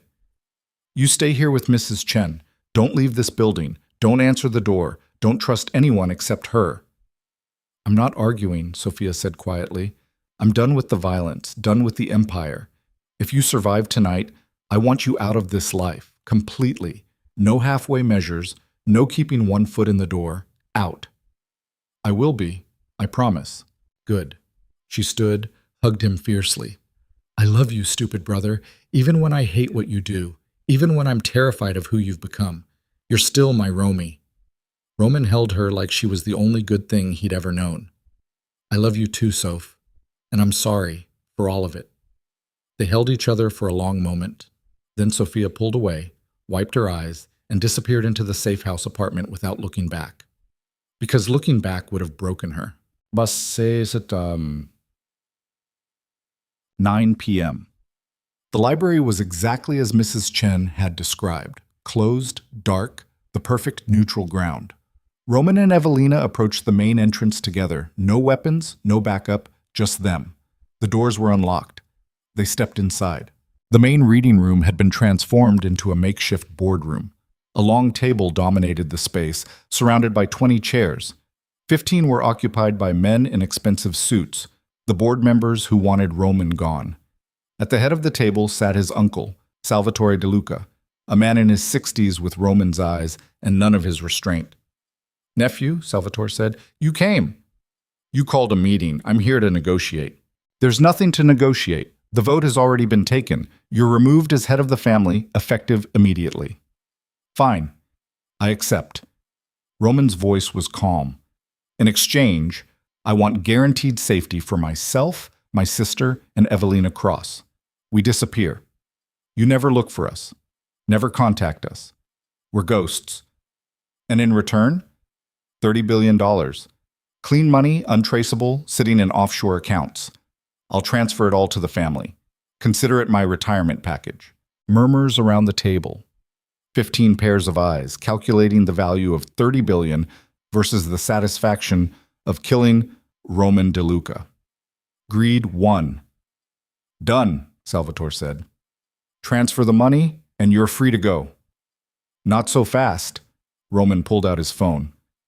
I need guarantees, legal documents, signed agreements that my family is untouchable. We're not lawyers, we're criminals, yes, which is why I need it in writing. Mrs. Chen has prepared the documents. She's outside with a notary. We sign. I transfer the money. We all go home happy. Salvatore's eyes narrowed. You don't trust us. I'm standing in a room with 15 men who just voted to remove me from power. No, I don't trust you, but I trust contracts. Sign the papers or the deal's off. For a long moment, nobody moved. Then Salvatore nodded. Bring in the documents. Mrs. Chen entered with her notary, a nervous young man carrying a briefcase of contracts. They spent the next 30 minutes signing, witnessing, notarizing, every I dotted, every T crossed. When it was done, Roman pulled out his phone and began the transfers. $30 billion moving from hidden accounts to the family's coffers in electronic silence. Done, he said when the last transfer confirmed. We're square. Not quite. Salvatore stood, pulled a gun from his jacket. You see, nephew, there's a problem. The board voted to remove you from power, but I voted to remove you from existence. The other board members stood as well, all armed, all pointing weapons at Roman and Evelina. You really thought we'd let you walk away? Salvatore's laugh was cruel. You know too much. Have too many secrets. You're a liability we can't afford. Roman's expression didn't change. Then you should have killed me before I transferred the money. The money was never the point. The money was bait to get you here. Unarmed, vulnerable. Salvatore moved closer. You taught me that. Never leave loose ends. Well, nephew, you're the loosest end of all. Probably. Roman's smile was terrible, which is why I planned for this. He pulled out his phone again, pressed a button. The lights went out. Gunfire erupted in the darkness. Muzzle flashes illuminating snapshots of chaos. Bodies falling, men screaming, blood spraying across expensive furniture. Evelina dropped to the floor as bullets whistled overhead.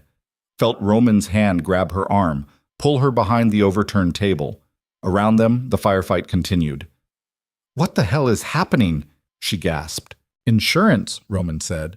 I transferred $30 billion. But I also triggered a protocol that hired every mercenary, hitman, and ex-military contractor in the city with one simple order: kill everyone in this room except me and the woman with me. You were planning this? Since the moment I agreed to the meeting. His eyes glinted in the darkness. Did you really think I'd walk into a trap unprepared? The gunfire slowed, stopped.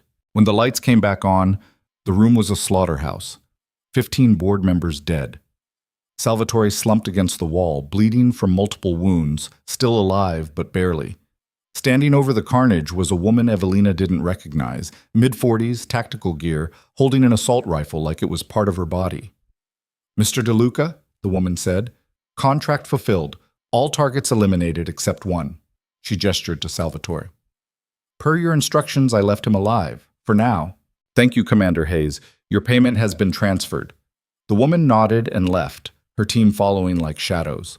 Roman stood, helped Evelina to her feet, and walked to his uncle.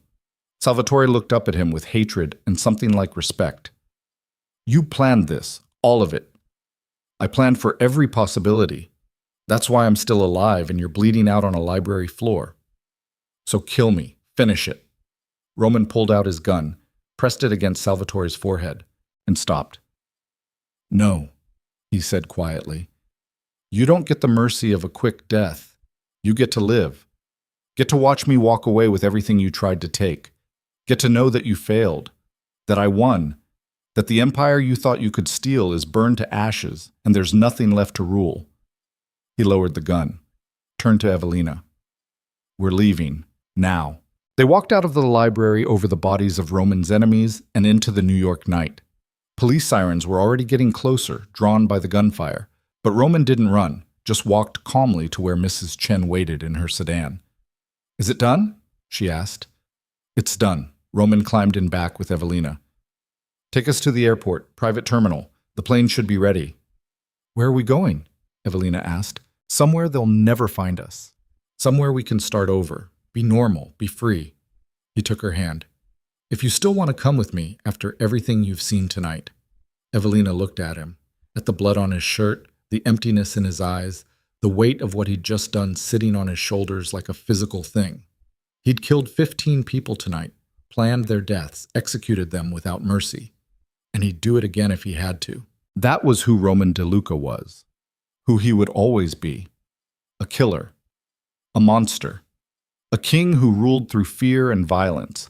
But he was also the man who'd saved her, protected her, loved her despite knowing she was a weakness he couldn't afford. And she loved him back. God help her, she loved him anyway. I'm coming, she said. Roman's eyes closed, relief and something like pain crossing his face. You're sure?